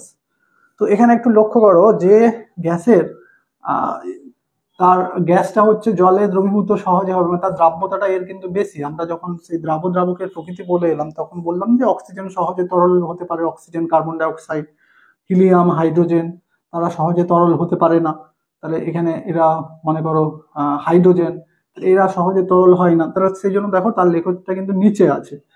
দেখো এইখানে তাহলে এই যে সরলরেখার একটা নতি আছে, সেই নতিটা একটু আমি ধারণা দিচ্ছি। এখানে কিন্তু এই যে নতিটাকে আমরা প্রকাশ করছি, এই যে কতটা সে কোণে থাকবে সেই নতিটা, এটা 1/kh। হ্যাঁ, যত দেখো তাহলে এখানে নতিটা কি বেশি, এই গ্যাসের নতিটা কি এই মানটা বেশি। ধরো এটা আমার একটা মান দিলাম, নতিটা মনে করো যে এটা আমার 70 ডিগ্রিতে আছে। তাহলে এখানে যতটা এইটার নতি বেশি, এটার নতি কম, তারপর নতি কমে যাচ্ছে। তাহলে হাইড্রোজেন, হিলিয়াম, হাইড্রোজেনের ক্ষেত্রে নতি কম। তা নতি কম মানে কি, তার কেএইচ কিন্তু বেশি। তার মানে ধরো এখানে আমি ধরো মনে করো এটা 70 ডিগ্রি, এর ক্ষেত্রে অক্সিজেনের ক্ষেত্রে এটা, তারপরে ধরো 1/kh, এর ক্ষেত্রে ধরো সেটা 30 ডিগ্রি, হিলিয়ামের ক্ষেত্রে ধরো সেটা 30 ডিগ্রি। তাহলে কেএইচ এর মানটা কি, যখন উল্টে যাবে তখন কেএইচ হিলিয়ামের ক্ষেত্রে সেই মানটা বেশি আসবে 1/30, আর এটা 1/70। তার মানে আমি দেখবো যে এক্ষেত্রে আমরা যদি কেএইচ এর মানগুলো তার ক্ষেত্রে কেএইচ এর মানটা তাহলে হিলিয়ামের ক্ষেত্রে বেশি বা হাইড্রোজেনের ক্ষেত্রে বেশি। তাহলে কেএইচ এর মান, এটা ধরো কেএইচ এর মান অক্সিজেনের থেকে হিলিয়ামের কেএইচ এর মানটা বেশি। তার মানে কেএইচ এর মান যত বেশি হবে দ্রাব্যতা তত কম হবে। তাহলে কেএইচ এর সঙ্গে দ্রাব্যতার কি, এই যে তুমি যদি এক্স এর ব্যাপারটা বলো, এক্স তো দ্রাব্যতা, তাহলে P/kh। তাহলে এক্স এর সঙ্গে কেএইচ এর কি সম্পর্ক, এক্স মানে দ্রাব্যতা, তাহলে ব্যস্তানুপাতিক সম্পর্ক। তার মানে আমি যদি দ্রাব্যতা তাহলে বিচার করি, তাহলে এক্স মানে এক্সটা তাহলে নিশ্চয়ই অক্সিজেনের এক্সটা বেশি, আর এক্সটা হিলিয়ামের ক্ষেত্রে কম, অর্থাৎ হিলিয়ামের দ্রাব্যতা কম, অক্সিজেনের দ্রাব্যতা বেশি। তাহলে এইভাবে পুরো ম্যাথমেটিক্যাল বিষয়টা তোমরা একটু মনে রাখার চেষ্টা করো। আচ্ছা, আর একটা ছোট্ট বিষয় কেউ যদি মনে রাখতে পারো, এটা মনে রাখবে, সেটা যদি দেখো হেনরি সূত্রটার গাণিতিক রূপটা একটু চেঞ্জ হয়ে যাবে। অর্থাৎ দ্রাব্যতাটা যদি মোল ভগ্নাংশ না নিয়ে যদি মোলার গাঢ়ত্বে নেওয়া হয়, তাহলে মোলার গাঢ়ত্বটাকে ধরো আমরা সি দিয়ে প্রকাশ করছি, তখন আমরা গাণিতিক রূপটা ওটা যেমন পি সমানুপাতিক এক্স লিখেছিলাম, এখানে সি সমানুপাতিক পি লিখবো। তাহলে তখন দেখো তখন তাহলে গাণিতিক রূপটা হয়ে যাবে সি সমান কেএইচ পি। অর্থাৎ দেখো আমরা একটা পাচ্ছি পি সমান কেএইচ এক্স, অর্থাৎ দ্রাব্যতাটাকে যদি মোল ভগ্নাংশে ধরি তাহলে এই সূত্রটা লিখবো, আর যদি দ্রাব্যতাটাকে আমি মোলার গাঢ়ত্ব দিয়ে প্রকাশ করি তাহলে সি সমান কেএইচ পি লিখবো। এটা একটু জাস্ট উলট পালট আছে, সেটা একটু দেখে নিও। দেখো তখন কেএইচ এর এককটা কি হবে, কেএইচ সমান দাঁড়াবে সি পার পি। সি মানে মোলার গাঢ়ত্ব, যেটাকে আমরা লিখি কি মোল পার লিটার, লিটার ইনভার্স, আর পি এর একক কি এটিএম। তাহলে কেএইচ এর একক দাঁড়ালো কি মোল, লিটার ইনভার্স আর এটিএম ইনভার্স। তাহলে এটা হচ্ছে যখন মানে কেএইচ এর এককটা অনেক সময় অঙ্কে কি দেখবে কেএইচ এর একক বলে দিয়েছে, অর্থাৎ কোথাও কেএইচ এর একক আমরা মূল ভগ্নাংশ দিয়ে ধরলে কেএইচ এর একক কি পেলাম এটিএম। তাহলে কেএইচ এর একক যদি এটিএম এ দেওয়া থাকে তখন তুমি এই সূত্রটা ব্যবহার করবে, কিন্তু কেএইচ এর একক যদি এই মোল পার লিটার পার এটিএম এই এককে থাকে তাহলে তুমি এই সূত্রটা ব্যবহার করবে। জাস্ট এটাই একটু বিপরীত বিষয়, এটা একটু মাথায় রেখো। চলো এবার আমরা কঠিন দ্রবণ নিয়ে একটু আলোচনা করব। কঠিন দ্রবণ আমরা আগেই সেই দ্রবণের শ্রেণীবিন্যাসে বলেছিলাম, যেখানে 2 বা ততোধিক কঠিন মৌলের সমসত্ব মিশ্রণকে কঠিন দ্রবণ বলে। মানে এখানে একাধিক কঠিন পদার্থ সমসত্বভাবে মিশে গিয়ে যে দ্রবণ তৈরি করবে তাকে কঠিন দ্রবণ বলবো। যেমন ধাতু সংকর, পিতল, কাঁসা, এগুলো কি সব কঠিন দ্রবণের উদাহরণ। তো এই কঠিন দ্রবণকে আমরা দুটো ভাগে ভাগ করতে পারি, প্রতিস্থাপিত কঠিন আর ইন্টারস্টিসিয়াল বা অন্তঃস্থানিক কঠিন। দেখো এটা একটা সিম্পল বিষয়। ধরো মনে করো আমি যখন পিতল বানাবো তাহলে মেন কিন্তু ওখানে বেশিরভাগ পদার্থটা কি কপার। তাহলে কপারের মনে করো পরমাণুগুলো পরপর আছে, কপার পদার্থ। এবারে আমি যখন বাইরে থেকে জিঙ্ক অ্যাড করছি, তাহলে জিঙ্ক কি হচ্ছে, ধরো আমি যেটা একবারে ঠিক করে দিচ্ছি সেটা মানে এক একটা মনে করো কপারের জায়গায় সমসত্বভাবে ধরো একটা ছাড়া ছাড়া কপারের জায়গায় জিঙ্ক চলে আসছে। তাহলে কি দেখো একটা ছাড়া ছাড়া কপারের জায়গায় জিঙ্ক চলে আসছে, মানে কপার পরমাণুগুলো এখানে ধরো একটা কপার ছিল, সেই কপারটাকে প্রতিস্থাপিত করে কি একটা জিঙ্ক চলে আসছে। তাহলে এই তখন এই দ্রবণটাকে এটা সমসত্বভাবেই সেটা প্রতিস্থাপিত করবে, তাহলে সেটাকে আমরা বলবো প্রতিস্থাপিত কঠিন। আরেকটা কি ইন্টারস্টিসিয়াল কঠিন, মানে সেখানে যে কঠিন এগুলো আছে, একটা নির্দিষ্ট কঠিনের মধ্যে যে পরমাণুগুলো আছে সেটা কিন্তু সেই পরমাণুগুলো সেটা কিন্তু প্রতিস্থাপিত হবে না। তো যে আর একটা যে কঠিন পদার্থ মেশাচ্ছি সেই কঠিন পদার্থ দেখা যাবে কি এই যে কঠিন পদার্থগুলো এক্সিস্টিং যে পদার্থ, সেই কঠিন পদার্থের মধ্যিখানে যে ফাঁকা ফাঁকা জায়গাগুলো আছে, এই ফাঁকা ফাঁকা জায়গাগুলোতে মনে করো ওই বাইরে থেকে যে কঠিন পদার্থটা অ্যাড করছি সেই ফাঁকা ফাঁকা জায়গাগুলোতে চলে আসছে। তো সেইভাবে যে যখন একটা দ্রবণ তৈরি হবে, কঠিন পদার্থ মিশে যাবে একাধিক কঠিন পদার্থ, তাকে কি বলবো ইন্টারস্টিসিয়াল বা অন্তঃস্থানিক কঠিন। এইটুকুই জাস্ট মনে। চলো এবার আমরা বিশুদ্ধ তরলের বাষ্পচাপ এই বিষয়টা একটু জেনে নেব। Vapour pressure of pure liquid, যেখানে আমাদের লিকুইডটাকে সলভেন্ট হিসেবে আমরা পরে দেখব। দেখো মনে করো একটা আবদ্ধ পাত্রের মধ্যে একটা লিকুইড আছে।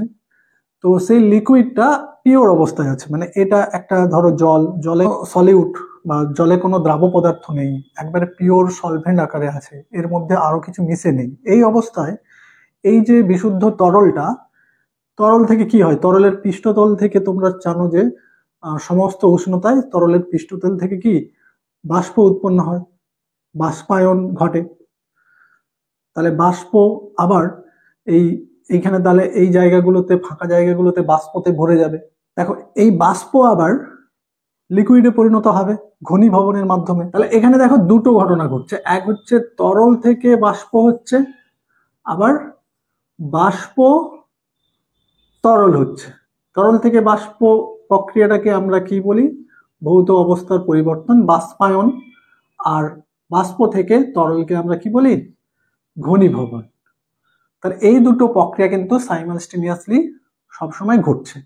এই পাত্রটাকে আবদ্ধ করার পরে কিছুক্ষণ পরে আমরা দেখবো যে এখানে একটা বাষ্পগুলো বাড়তে আছে, যতক্ষণ খালি থাকবে ততক্ষণ বাষ্প বাড়তে আছে, বাষ্প বেড়ে বেড়ে একটা সময় এমন চলে যাবে যেখানে আর বাষ্প বাড়ছে না, কারণ সেখানে ঘনীভবন, মানে এখানে যত বাষ্পের পরিমাণ বেড়ে যাবে তত ঘনীভবনের পরিমাণ বাড়বে। আর তরল যখন এখানে বাষ্প কম থাকবে তখন তরল থেকে বাষ্প হবে। তাহলে একটা সময় তো এই তরল থেকে বাষ্প আর বাষ্প থেকে তরল হওয়ার যে হার, দুটো হার সমান হয়ে যাবে যখন, তখন কি এটা একটা সাম্যাবস্থায় চলে আসবে। তোমরা সাম্যাবস্থার ধারণা থেকে ক্লাস 11-এ বুঝতে পেরেছো। তাহলে যখন সাম্যাবস্থায় চলে যাবে সেই অবস্থায় দেখো এই যে বাষ্পগুলো সেটা কিন্তু একটা পাত্রের দেয়ালে চাপ দিচ্ছে। এই অবস্থায় কিন্তু সে একটা পাত্রের যখন সাম্যাবস্থায় চলে গেল, এই বাষ্প তো তখন এখানে তো খালি থাকছে না, বাষ্পগুলো পাত্রের দেওয়ালে একটা প্রেসার ক্রিয়েট করবে, একটা চাপ দেবে, সেটাকেই আমরা কি বলবো, বিশুদ্ধ তরলের বাষ্পচাপ। চলো তাহলে দেখো তরলের বাষ্পচাপ কাকে বলে না, স্থির উষ্ণতায় বাষ্পচাপ একটা উষ্ণতার উপর ডিপেন্ড করবে। উষ্ণতাটা যদি পরিবর্তন করো বাষ্পচাপ পরিবর্তন হয়ে যাবে। তাহলে উষ্ণতাটা বাষ্পচাপ যখন পরিমাপ করছো উষ্ণতাটাকে স্থির রাখতে হবে। তাহলে স্থির উষ্ণতায় কোনো তরল তার বাষ্পের সঙ্গে সাম্যাবস্থায় থাকলে, এখানে যে ব্যাপারটা বললাম, যখন বাষ্প এবং তরলের মধ্যে যখন সাম্যাবস্থা লাভ হয়ে গেছে, সাম্যাবস্থায় থাকলে বাষ্প দ্বারা তখন প্রদত্ত যে চাপ তৈরি হচ্ছে, এই যে চাপ পাত্রের দেওয়ালে দিচ্ছে, সেই প্রদত্ত চাপকে ওই উষ্ণতায় উক্ত তরলের বাষ্পচাপ বলে। তাহলে ব্যাপারটা বুঝতে পারলে এবার আমাদের এই বাষ্পচাপ কি কি বিষয়ের উপর নির্ভর করে সেটা আমরা জানবো। দেখো তরলের বাষ্পচাপ যে বিষয়গুলোর উপর নির্ভর করে সেটা হলো তরলের প্রকৃতি। দেখো যে সমস্ত তরলের আন্তরাণবিক আকর্ষণ বল বেশি তাদের কিন্তু বাষ্পে পরিণত হওয়ার প্রবণতা কম। দেখো আমি যদি একটা আন্তরাণবিক আকর্ষণ বলের একটা অর্ডার করি, তাহলে আমরা দেখবো যে জলের কিন্তু আন্তরাণবিক আকর্ষণ বেশি, অর্থাৎ জল অণুগুলো পরস্পরের মধ্যে যে তাদের প্রত্যেকটা অণুর মধ্যে যে আকর্ষণ বল সেটা অনেকটা বেশি অ্যালকোহলের থেকে। অ্যালকোহল, তারপরে ধরো ইথারের আন্তরাণবিক বল আরো বেশি কম। তাহলে আমরা দেখব এর উল্টোটা। তাহলে বাষ্প চাপ, দেখো কোনো একটা তরল যখন বেশি বাষ্প উৎপন্ন করবে অটোমেটিক্যালি তার বাষ্প চাপও বেশি হবে। তাহলে বাষ্প চাপের অর্ডার আমরা দেখবো যে ইথারের সবচাইতে বাষ্প চাপটা সে বেশি দেখাবে, তারপরে অ্যালকোহল আর জলের এই তিনজনের মধ্যে জলের বাষ্পচাপ সবচেয়ে কম হবে। অর্থাৎ তাহলে আন্তরাণবিক বাষ্পচাপের মধ্যে একটা ব্যস্তানুপাতিক সম্পর্ক, আন্তরাণবিক আকর্ষণ বল যত বেশি হবে বাষ্পচাপ তত কম হবে। এবার আছে উষ্ণতার উপর, দেখো উষ্ণতার উপর বাষ্পচাপ, তোমরা জানো উষ্ণতা বাড়লে বাষ্পীভবন বাড়বে, তাহলে উষ্ণতার সঙ্গে বাষ্পচাপের কি সম্পর্ক হয়? একবারে সমানুপাতিক সম্পর্ক, উষ্ণতা বাড়লে বাষ্পচাপও বাড়বে, এটা সিম্পল বিষয়, এটা মনে রাখ। দেখো এবারে আমরা দ্রবণের বাষ্পচাপ নিয়ে আলোচনা করব। দেখো আগে আমরা বিশুদ্ধ একটা তরল বা বিশুদ্ধ দ্রাবক তার বাষ্পচাপ নিয়ে আলোচনা করলাম। দ্রবণ হলে বিষয়টা কি হচ্ছে, এটা দ্রবণের মধ্যে একটা দ্রাব আছে আর দ্রাবক আছে। তো মনে করো এই যে দ্রাবটা সেটা অনুদ্বায়ী, অর্থাৎ তুমি মনে করো যে এখানে দ্রাবটা একটা সুগার, আর মনে করো এটা জল, দ্রাবকটা জল।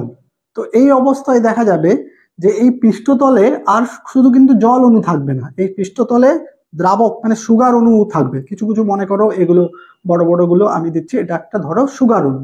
তাহলে কি হচ্ছে দেখো এই পৃষ্ঠতলে তাহলে জলের পরিমাণটা একটু কমে যাচ্ছে, সেই জায়গায় সুগার, যে যে জায়গায় সুগার আছে সেখানে তো আর জল অণুগুলো থাকবে না। তাহলে এর কারণে দেখতে পাবো যে আগের তুলনায় বাষ্পটা কম উৎপন্ন হবে, কারণ যেহেতু তার পৃষ্ঠতল থেকেই বাষ্প হচ্ছে, তাহলে যেহেতু সুগার সেই পৃষ্ঠতলে কিছু সুগার অণু থাকার চলে আসার কারণে, যেটা কিন্তু অনুদ্বায়ী, এই কারণে শর্তটা হচ্ছে অনুদ্বায়ী।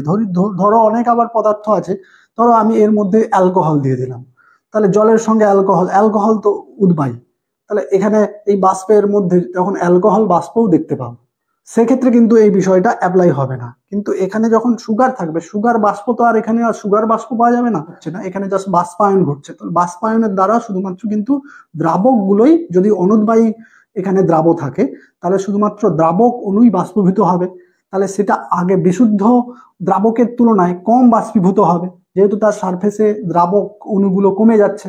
সেই জন্য দ্রবণের বাষ্পচাপ বিশুদ্ধ দ্রাবকের বাষ্পচাপ থেকে কম হবে। তাহলে যে দ্রবণের বাষ্পচাপটা বিশুদ্ধ দ্রাবক তার বাষ্পচাপ থেকে কম হয়। একটা দেখো প্রশ্ন হয় যে কেন বাষ্পচাপ হ্রাস পায়, বাষ্পচাপ হ্রাসের কারণ কি? তো তোমরা এটা দেখবে, এই বিষয়টা আমি যেটা বললাম সেটাই তোমাদের আগে এটা একটা কোশ্চেন হয়ে যেত, একটা 2 নম্বরের কোশ্চেন, যে কেন বিশুদ্ধ দ্রাবকের তুলনায় দ্রবণের বাষ্পচাপ হ্রাস পায়। বাষ্পচাপ দেখো এই দ্রবণের বাষ্পচাপ সংক্রান্ত রাউল্টের একটা সূত্র আছে, বিজ্ঞানী রাউল্ট তিনি বলেছেন যে দ্রবণের বাষ্পচাপ কি হবে সেটা ডিপেন্ড করছে যে বিষয়ের উপর, সেটা তার সূত্র দিয়ে তিনি বলেছেন। সূত্রটা কি না, স্থির উষ্ণতায়, উষ্ণতাটা স্থির রাখতে হবে, অনুদ্বায়ী দ্রাবের দ্রবণের বাষ্পচাপ ওই উষ্ণতায় বিশুদ্ধ দ্রাবকের বাষ্পচাপ এবং দ্রবণে দ্রাবকের মোল ভগ্নাংশের গুণফলের সমান সমান। অর্থাৎ আমি কি বলতে পারি না, দ্রবণের বাষ্পচাপ সমান কি হচ্ছে না, ওই বিশুদ্ধ দ্রাবকের, বা আমি এখানে শুধু লিখছি যে দ্রাবকের বাষ্পচাপ ইনটু দ্রাবকের মোল ভগ্নাংশ। তার মানে বিষয়টা ধরো দ্রবণের বাষ্পচাপ পি আমি ধরলাম, আর বিশুদ্ধ দ্রাবক তাহলে সেটা পিওর বলে এখানে একটা পি নট ইউজ করব। আর এটা দ্রাবক সবসময় আমি কি বলেছি, দ্রাবকটা বেশি থাকে তাই সেটাকে তার মোল ভগ্নাংশ x1 বলা হয়।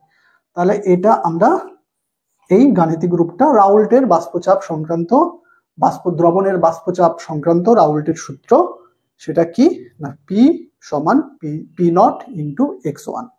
দেখো এই দ্রবণের বাষ্পচাপ সংক্রান্ত আরেকটা সূত্র আমাদের মনে রাখতে হবে, সেটা কি না একাধিক উদ্বায়ী তরল মিশ্রণে গঠিত দ্রবণের বাষ্পচাপ। অর্থাৎ একাধিক তরল যখন মিশ্রিত অবস্থায় থাকবে, মনে করো জল অ্যালকোহল দুটোই কি জল উদ্বায়ী আর অ্যালকোহল উদ্বায়ী, ইভেন জলের থেকে অ্যালকোহল বেশি উদ্বায়ী, তারা যখন মিশ্রিত হয়ে একটা দ্রবণ তৈরি করবে তাহলে তখন বাষ্পচাপ কত হবে সেই সংক্রান্ত রাউল্টের সূত্রটা আমাদের জেনে নিতে হবে। তিনি কি বলেছেন দেখো, তিনি এই সূত্রে আংশিক চাপের, প্রত্যেকটা উপাদানের একটা আংশিক চাপের কি হবে তার কথা বলেছেন। তাহলে দেখো সূত্রটা কি আছে না, নির্দিষ্ট উষ্ণতায় দ্রবণের কোনো উপাদানের, অর্থাৎ এই দ্রবণে যে একাধিক তরল রয়েছে তার কোনো একটা উপাদানের আংশিক চাপ ওই উষ্ণতায় বিশুদ্ধ উপাদানের, মানে ওই উপাদানটা যদি বিশুদ্ধ অবস্থায় ওই উষ্ণতায় থাকতো, তখন সেই যে বাষ্পচাপটা দিত, সেই বাষ্পচাপ এবং ওই দ্রবণের মধ্যে ওই উপাদানটার বর্তমান যে মোল ভগ্নাংশ, সেই মোল ভগ্নাংশের গুণফলের সঙ্গে সমান। তাহলে বিষয়টা কি দেখো, আমি একটা উদাহরণ দিলে ব্যাপারটা আরো গাণিতিক ভাবে বললে ব্যাপারটা স্পষ্ট হয়ে যাবে। মনে করো এ একটা তরল, বি একটা তরল। মনে করো এই এ বি মিলে যে টোটাল প্রেসারটা দিচ্ছে সেটা হলো পি। তাহলে এই পি প্রেসারের মধ্যে এ একা কন্ট্রিবিউট কত প্রেসার করছে, ধরো পি এ, আর এ একা বি কত করছে, পি বি। অর্থাৎ তাহলে এই যে দ্রবণের এ বি মিলে যে দ্রবণটা তৈরি হচ্ছে, সেখানে তাহলে পি মানে মোট প্রেসারটা সেটা পি এ প্লাস পিবি। অর্থাৎ কিনা এই পি এ পিবি কে আমরা কি বলবো না, এর আংশিক চাপ আর বি এর আংশিক চাপ। যদি ওই পাত্রে, একটা পাত্রে মনে করো এ আর বি আছে, তাহলে সেই অবস্থায় এর আংশিক চাপ বললাম পি এ আর বি এর আংশিক চাপ বললাম পিবি। এখন মনে করো এই পাত্রে শুধু যে পরিমাণ এটা ছিল, সেই পরিমাণ পাত্রে খালি এই আমি ওই একই পাত্রে শুধু এ রেখে দিলাম। তাহলে এ রাখলে এই অবস্থায় সে যে প্রেসারটা দেবে সেটাকে আমরা কি বলবো, পি নট এ। তার মানে কি এ বিশুদ্ধ অবস্থায় যে প্রেসারটা দিচ্ছে, তাহলে সেটা তাহলে তার বিশুদ্ধ দ্রাবকের বাষ্পচাপ। তাহলে এর বিশুদ্ধ, এই যে বিশুদ্ধ উপাদানের বাষ্পচাপটা আমি তাহলে এর ক্ষেত্রে ধরে নিচ্ছি পি নট এ, আর এর ক্ষেত্রে ধরে নিচ্ছি পি নট বি। দেখো এ আর বি এর যেহেতু মিশ্রিত হয়েছে, তাহলে এ বি এর একটা মোল ভগ্নাংশ আছে। মনে করো এই দ্রবণের মধ্যে এ আর বি যে মিশ্রিত হয়েছে, তার মধ্যে এর মোল সংখ্যা কত আছে, এন এ, আর বি এর মোল সংখ্যা মনে করো এন বি আছে। তাহলে দুজনের মোল সংখ্যা এন এ আর এন বি মিলে তাহলে টোটাল মোল সংখ্যা এন। তাহলে আমি এই এর মোল ভগ্নাংশকে কি বলবো, এক্স এ। তাহলে এর মোল ভগ্নাংশ আমি পাবো যে নিজের এর মোল সংখ্যা, মোল ভগ্নাংশ আমি নিশ্চয়ই আগে আইডিয়া তোমরা করেছো, তাহলে N A plus N B, এটা টোটাল মোল সংখ্যা। এই বি এর মোল ভগ্নাংশ কত হবে, সেটাকে আমরা এক্স বি ধরছি। তার মোল ভগ্নাংশ তাহলে তার মোল সংখ্যা এন বি আর টোটাল মোল সংখ্যা N A plus N B. এবারে এই সূত্রটা এবারে আমরা অ্যাপ্লাই করব। এই সূত্রে কি বলা হচ্ছে না, এই পি এ সমান, অর্থাৎ কোনো উপাদানের, এখানে এ একটা উপাদান, সেই উপাদানের আংশিক বাষ্পচাপ সেটা কত হবে, ওই উষ্ণতায় বিশুদ্ধ উপাদানের বাষ্পচাপ। তাহলে বিশুদ্ধ উপাদানের বাষ্পচাপটা আমরা পি নট এ ইন্টু কি না দ্রবণের উপাদানের মোল ভগ্নাংশ। তাহলে এই যে এ উপাদানটা তার মোল ভগ্নাংশ এক্স এ, আমি এটা আর করে লিখছি না, ধর অঙ্কের ক্ষেত্রে এটাও দরকার হতে পারে, তাহলে আমি এটা লিখছি যে তাহলে পি এ সমান পি নট এ ইন্টু তার মোল ভগ্নাংশ। একই রকম ভাবে পি বি সমান বুঝতে পারছো, তাহলে তার বিশুদ্ধ অবস্থায় তার যে বাষ্পচাপটা আর তার মোল ভগ্নাংশ। এবার তাহলে তুমি এটা সঙ্গে এটাকে এক্সপান্ড করে আমি তাহলে কি বলবো না, পি সমান P naught A X A plus P naught B X B. তাহলে এইটা আমরা একাধিক অনুদ্বায়ী তরল মিশ্রিত হয়ে যে দ্রবণ তৈরি করবে, তার বাষ্পচাপটা, তাদের প্রত্যেকের বাষ্পচাপ এবং মোট বাষ্পচাপের মধ্যে একটা সম্পর্ক আমরা এই রাউল্টের সূত্র থেকে আমরা জানতে পারলাম। এবার চলো এই রাউল্টের সূত্রের ভিত্তিতে আমরা দ্রবণকে দুটো ভাগে ভাগ করতে পারি। একটা হলো আদর্শ দ্রবণ, একটা অনাদর্শ দ্রবণ। এই টপিকটা কিন্তু ইম্পর্টেন্ট, একটু মন দিয়ে দেখো। যে আগে আমি কি বলবো, আদর্শ দ্রবণের সংজ্ঞা কি না, যে সকল দ্রবণ যে কোনো উষ্ণতা, চাপ ও গাঢ়ত্বে রাউল্টের সূত্র মেনে চলে, তাহলে সেই সকল দ্রবণকে আমরা কি বলবো, আদর্শ দ্রবণ। আর অনাদর্শ দ্রবণ কাকে বলে না, যে সকল দ্রবণ কোনো অবস্থাতেই রাউল্টের সূত্র মেনে চলে না, তাদেরকে আমরা অনাদর্শ দ্রবণ বলবো। এবারে আরেকটা বিষয় যে আদর্শ দ্রবণের শর্ত, মানে আদর্শ দ্রবণ কখন তৈরি হবে যেটা রাউল্টের সূত্র মেনে চলবে না, যদি দ্রবণ গঠনকারী যে উপাদানগুলো তার অণুগুলোর আকার, মানে একাধিক উপাদান থাকতে পারে, সেই অণুগুলোর যে আকার, তার আকার রাসায়নিক প্রকৃতি যেন প্রায় সমান হয়, তবেই তারা আদর্শ দ্রবণের ন্যায় আচরণ করবে। আরেকটা কি না, একই উপাদান অণুগুলোর যে আন্তঃক্রিয়াজনিত বা মনে করো একটা আন্তর আকর্ষণ বল, আন্তর আণবিক আকর্ষণ বল, ধরো এ একটা উপাদান বি একটা উপাদান, তাদের নিজেদের মধ্যে একই অণুর মধ্যে যে আন্তর আণবিক বা আন্তঃক্রিয়াজনিত যে বল, সেই বলটা ভিন্ন উপাদান অণুগুলোর মধ্যে, তাহলে এখানে এ আর বি এর মধ্যে যে আকর্ষণ বলটা আর একই উপাদানের মধ্যে যে আকর্ষণ বলটা, সেটা যদি প্রায় সমান হয় তবেই সেটা আদর্শ দ্রবণের ন্যায় আচরণ করবে। আর এখানে শর্ত কি, এখানে এটা প্রায় সমান নয়, এরা আলাদা আলাদা যখন উপাদান অণুগুলোর আকার, রাসায়নিক ধর্ম, আকৃতি তারা যদি আলাদা আলাদা হয়, সমান না হয়, তবেই সেটা অনাদর্শ দ্রবণ হয়ে যাবে। এবং যদি এই একই অণুগুলোর মধ্যে ক্রিয়াজনিত বল আর ভিন্ন উপাদানগুলোর মধ্যে ক্রিয়াজনিত বল সেটা যদি ভিন্ন হয়, তবে সেটা অনাদর্শ দ্রবণ হবে। বৈশিষ্ট্য কি না, আদর্শ দ্রবণের বৈশিষ্ট্য এটা মনে রাখবে যে এখানে যখন আমরা দ্রবণটা তৈরি করব, মানে একাধিক উপাদান যখন মেশাবো, তাতে কিন্তু তাদের, ধরো আমি 2 লিটার জলের সঙ্গে 3 লিটার অ্যালকোহল মিশিয়ে দিলাম, তাহলে টোটাল আয়তন কিন্তু আমার 5 লিটারই দাঁড়াবে। আয়তন কমে যাবে না, বেড়ে যাবে না। তার ডেল ভি মিক্সিং, যে মিক্স করলে যে আয়তনের কোনো পরিবর্তন হচ্ছে না। আর একটা বিষয় কি, যখন আমি এই উপাদানগুলো মিশ্রিত করছি তখন কিন্তু ওই দ্রবণের কোনো উষ্ণতার পরিবর্তন হবে না, কোনো তাপ উৎপন্ন হবে না, বা তাপ কমে যাবে না। এক্সোথার্মিক এন্ডোথার্মিক কিছুই না, তাপের কোনো পরিবর্তন হবে না, তবেই সেটা আদর্শ দ্রবণ হবে। তবে আমি সেটা কি বলবো, ডেল এইচ সলিউশন, মানে মানে যখন দ্রবণ করছি, দ্রবণে এনথালপির যেহেতু তাপের কোনো পরিবর্তন হয় না, তাহলে সেটা আমরা ডেল এইচ মানে এনথালপির কোনো পরিবর্তন হবে না। অন্যদিকে দেখো, অনাদর্শ দ্রবণের অবশ্যই যে তার একটা আয়তনের পরিবর্তন হতে পারে, যে উপাদান অণুগুলোর যে মোট আয়তন যুক্ত করে দিলে তার আয়তনটা তার থেকে বেশি হতে পারে বা কম হতে পারে। আর একই রকম ভাবে আমরা দেখবো যে অনাদর্শ দ্রবণের ক্ষেত্রে কিন্তু del H solution not equal to 0, অর্থাৎ অনাদর্শ দ্রবণ তৈরি করার সময় তাপের পরিবর্তন হবে। তাপের পরিবর্তন হবে মানে তার একটা ডেল এইচ এর মান থাকবে, সেটা নট ইকুয়াল টু 0, 0 সমান হবে না, ডেল এইচ এর একটা পরিবর্তন হবে। এবার আমরা এই অনাদর্শ দ্রবণ যে রাউল্টের সূত্র মানছে না, অর্থাৎ রাউল্টের সূত্র অনুযায়ী যে বাষ্পচাপটা হচ্ছে এবং অনাদর্শ দ্রবণের পরীক্ষালব্ধভাবে যে বাষ্পচাপটা পাওয়া যাচ্ছে, সে দুটো বাষ্পচাপের মধ্যে পার্থক্য হচ্ছে, আলাদা হচ্ছে। তো সেই আলাদা হওয়ার বিষয়টাকে আমরা দুটো বিচ্যুতি বলবো, একটা ধনাত্মক বিচ্যুতি আর একটা ঋণাত্মক বিচ্যুতি। তাহলে এই ধনাত্মক আর ঋণাত্মক বিচ্যুতি আমরা কাকে বলে দেখে নেব না, দ্রবণের পরীক্ষালব্ধ যে বাষ্পচাপের মান আর রাউল্টের সূত্র থেকে প্রাপ্ত বাষ্পচাপের মান অপেক্ষা বেশি হয়, বেশি মানে ধনাত্মক, তাহলে মানে পরীক্ষালব্ধ যে বাষ্পচাপের মানটা সেটা রাউল্টের সূত্র থেকে প্রাপ্ত বাষ্পচাপের অপেক্ষা যদি বেশি হয়, তবে সেই বিচ্যুতিকে কি বলবো, ধনাত্মক বিচ্যুতি। আর দ্রবণের পরীক্ষালব্ধ বাষ্পচাপের মান রাউল্টের সূত্র থেকে প্রাপ্ত বাষ্পচাপের মান অপেক্ষা যদি কম হয়, পরীক্ষালব্ধ মানটা যদি রাউল্টের বাষ্পচাপের থেকে কম হয়, তবে তাকে কি বলবো, ঋণাত্মক বিচ্যুতি। এবারে এই ধনাত্মক বিচ্যুতির কারণটা একটু মনে রাখো। কারণটা কি না, আমি যে তোমাদের আগেই বললাম যে এ বি অর্থাৎ আলাদা আলাদা যে অণুগুলোর মধ্যে আকর্ষণ বল, আন্তঃক্রিয়াজনিত যে আকর্ষণ বল, বা সেটাকে আন্তর আণবিক আকর্ষণ বল ধরতে পারো, সেই আন্তঃক্রিয়াজনিত যে আকর্ষণ বলের মানটা একই অণুগুলোর মধ্যে যে আন্তঃক্রিয়াজনিত মানটা হচ্ছে সেই তার তুলনায় কি দুর্বল। অর্থাৎ এই যে আলাদা আলাদা অণুর মধ্যে যে আন্তঃক্রিয়াজনিত বলের মানটা এই একই অণুর মধ্যে আন্তঃক্রিয়াজনিত বলের তুলনায় দুর্বল। অন্যদিকে দেখো, এখানে আমরা এই যে আলাদা আলাদা অণুগুলোর মধ্যে আন্তঃক্রিয়াজনিত যে বলটা, সেটা একই অণুর মধ্যে যে আন্তঃক্রিয়াজনিত বলগুলো কাজ করছে তার তুলনায় শক্তিশালী। তাহলে এইরকম ঘটনাটা ঘটলেই তখন আমরা ঋণাত্মক বিচ্যুতি পাবো, আর এখানে এটা ঘটলে আমরা ধনাত্মক বিচ্যুতি পাবো। যে আমরা দেখবো যে আমরা তো দেখলাম যে ডেল এইচ সলিউশন অর্থাৎ দ্রবণের ডেল এইচ এর পরিবর্তনটা হচ্ছে অনাদর্শ দ্রবণের ক্ষেত্রে।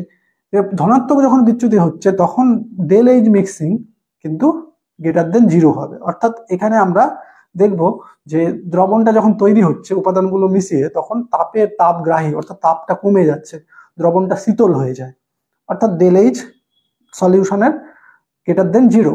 এটা দেখো, যখন ঋণাত্মক বিচ্যুতি হবে তখন ডেল এইচ সলিউশন মানে দ্রবণের এনথালপির পরিবর্তনটা কি হবে, লেস দেন 0 হবে। অর্থাৎ তখন এই দ্রবণের মানে একাধিক উপাদান যখন মেশাচ্ছ, তখন ঋণাত্মক বিচ্যুতি ঘটলে দেখবো যে তাপ উৎপন্ন হচ্ছে, তাপদায়ী। দেখবো যে এখানে যে আমরা প্রত্যেকটা উপাদানের যে আংশিক চাপ, সেটা যে আমরা রাউল্টের সূত্র অনুযায়ী যে তার উপাদানের মোল ভগ্নাংশ এবং তার বিশুদ্ধ যে উপাদানটার বাষ্পচাপ, তাদের গুণফলের থেকে দেখা যাচ্ছে যে এই আংশিক বাষ্পচাপটা বেশি হচ্ছে। প্রত্যেকটা উপাদানের ক্ষেত্রে আমরা এটা বলতে পারবো। এখানে দেখবো যে উপাদানগুলোর যে আংশিক বাষ্পচাপ, সেটা তার মোল ভগ্নাংশ এবং তার বিশুদ্ধ অবস্থায় আংশিক চাপের এই যে গুণফলের থেকে মানটা হচ্ছে এটা কম হচ্ছে। তারপর দেখো 5 নম্বরে এটা আমরা এরপরেই এই অ্যাজিওট্রপিক মিশ্রণটা আলোচনা করব। এটা আপাতত এখন দেখে নাও যে সর্বনিম্ন ফুটনাঙ্কের অ্যাজিওট্রপিক মিশ্রণ উৎপন্ন করবে। যদি ধনাত্মক বিচ্যুতি হয় তাহলে সর্বনিম্ন ফুটনাঙ্কের অ্যাজিওট্রপিক মিশ্রণ উৎপন্ন করবে, আর যদি ঋণাত্মক বিচ্যুতি হয় তাহলে সর্বোচ্চ ফুটনাঙ্কের অ্যাজিওট্রপিক মিশ্রণ উৎপন্ন করবে। দেখো, এই ধনাত্মক আর ঋণাত্মক বিচ্যুতি আরেকটা তুলনা অ্যাড করে নিও, সেটা হলো উদাহরণ কোন তরল মিশ্রণগুলো ধনাত্মক বিচ্যুতি দেখায় এবং কোন মিশ্রণগুলো ঋণাত্মক বিচ্যুতি দেখায়। এখন চলো আমরা অ্যাজিওট্রপিক মিশ্রণ কাকে বলে দেখে নেব। আমরা এখনই যে অ্যাজিওট্রপিক মিশ্রণের কথা বললাম, এটা কাকে বলে? যে স্থির উষ্ণতা ও চাপে যে সকল তরল মিশ্রণকে পাতিত করলে, পাতিত একটা প্রক্রিয়া, যে প্রক্রিয়ায় দুটো তরলকে আলাদা আলাদা করা হয় বাষ্পীভূত করে, তোমরা নিচু ক্লাসে পড়েছো। তো সেই পাতিত করলে উৎপন্ন বাষ্পে উপাদানগুলোর যে সংযুক্তি তরল মিশ্রণের উপাদানের সংযুক্তির সমান হয়।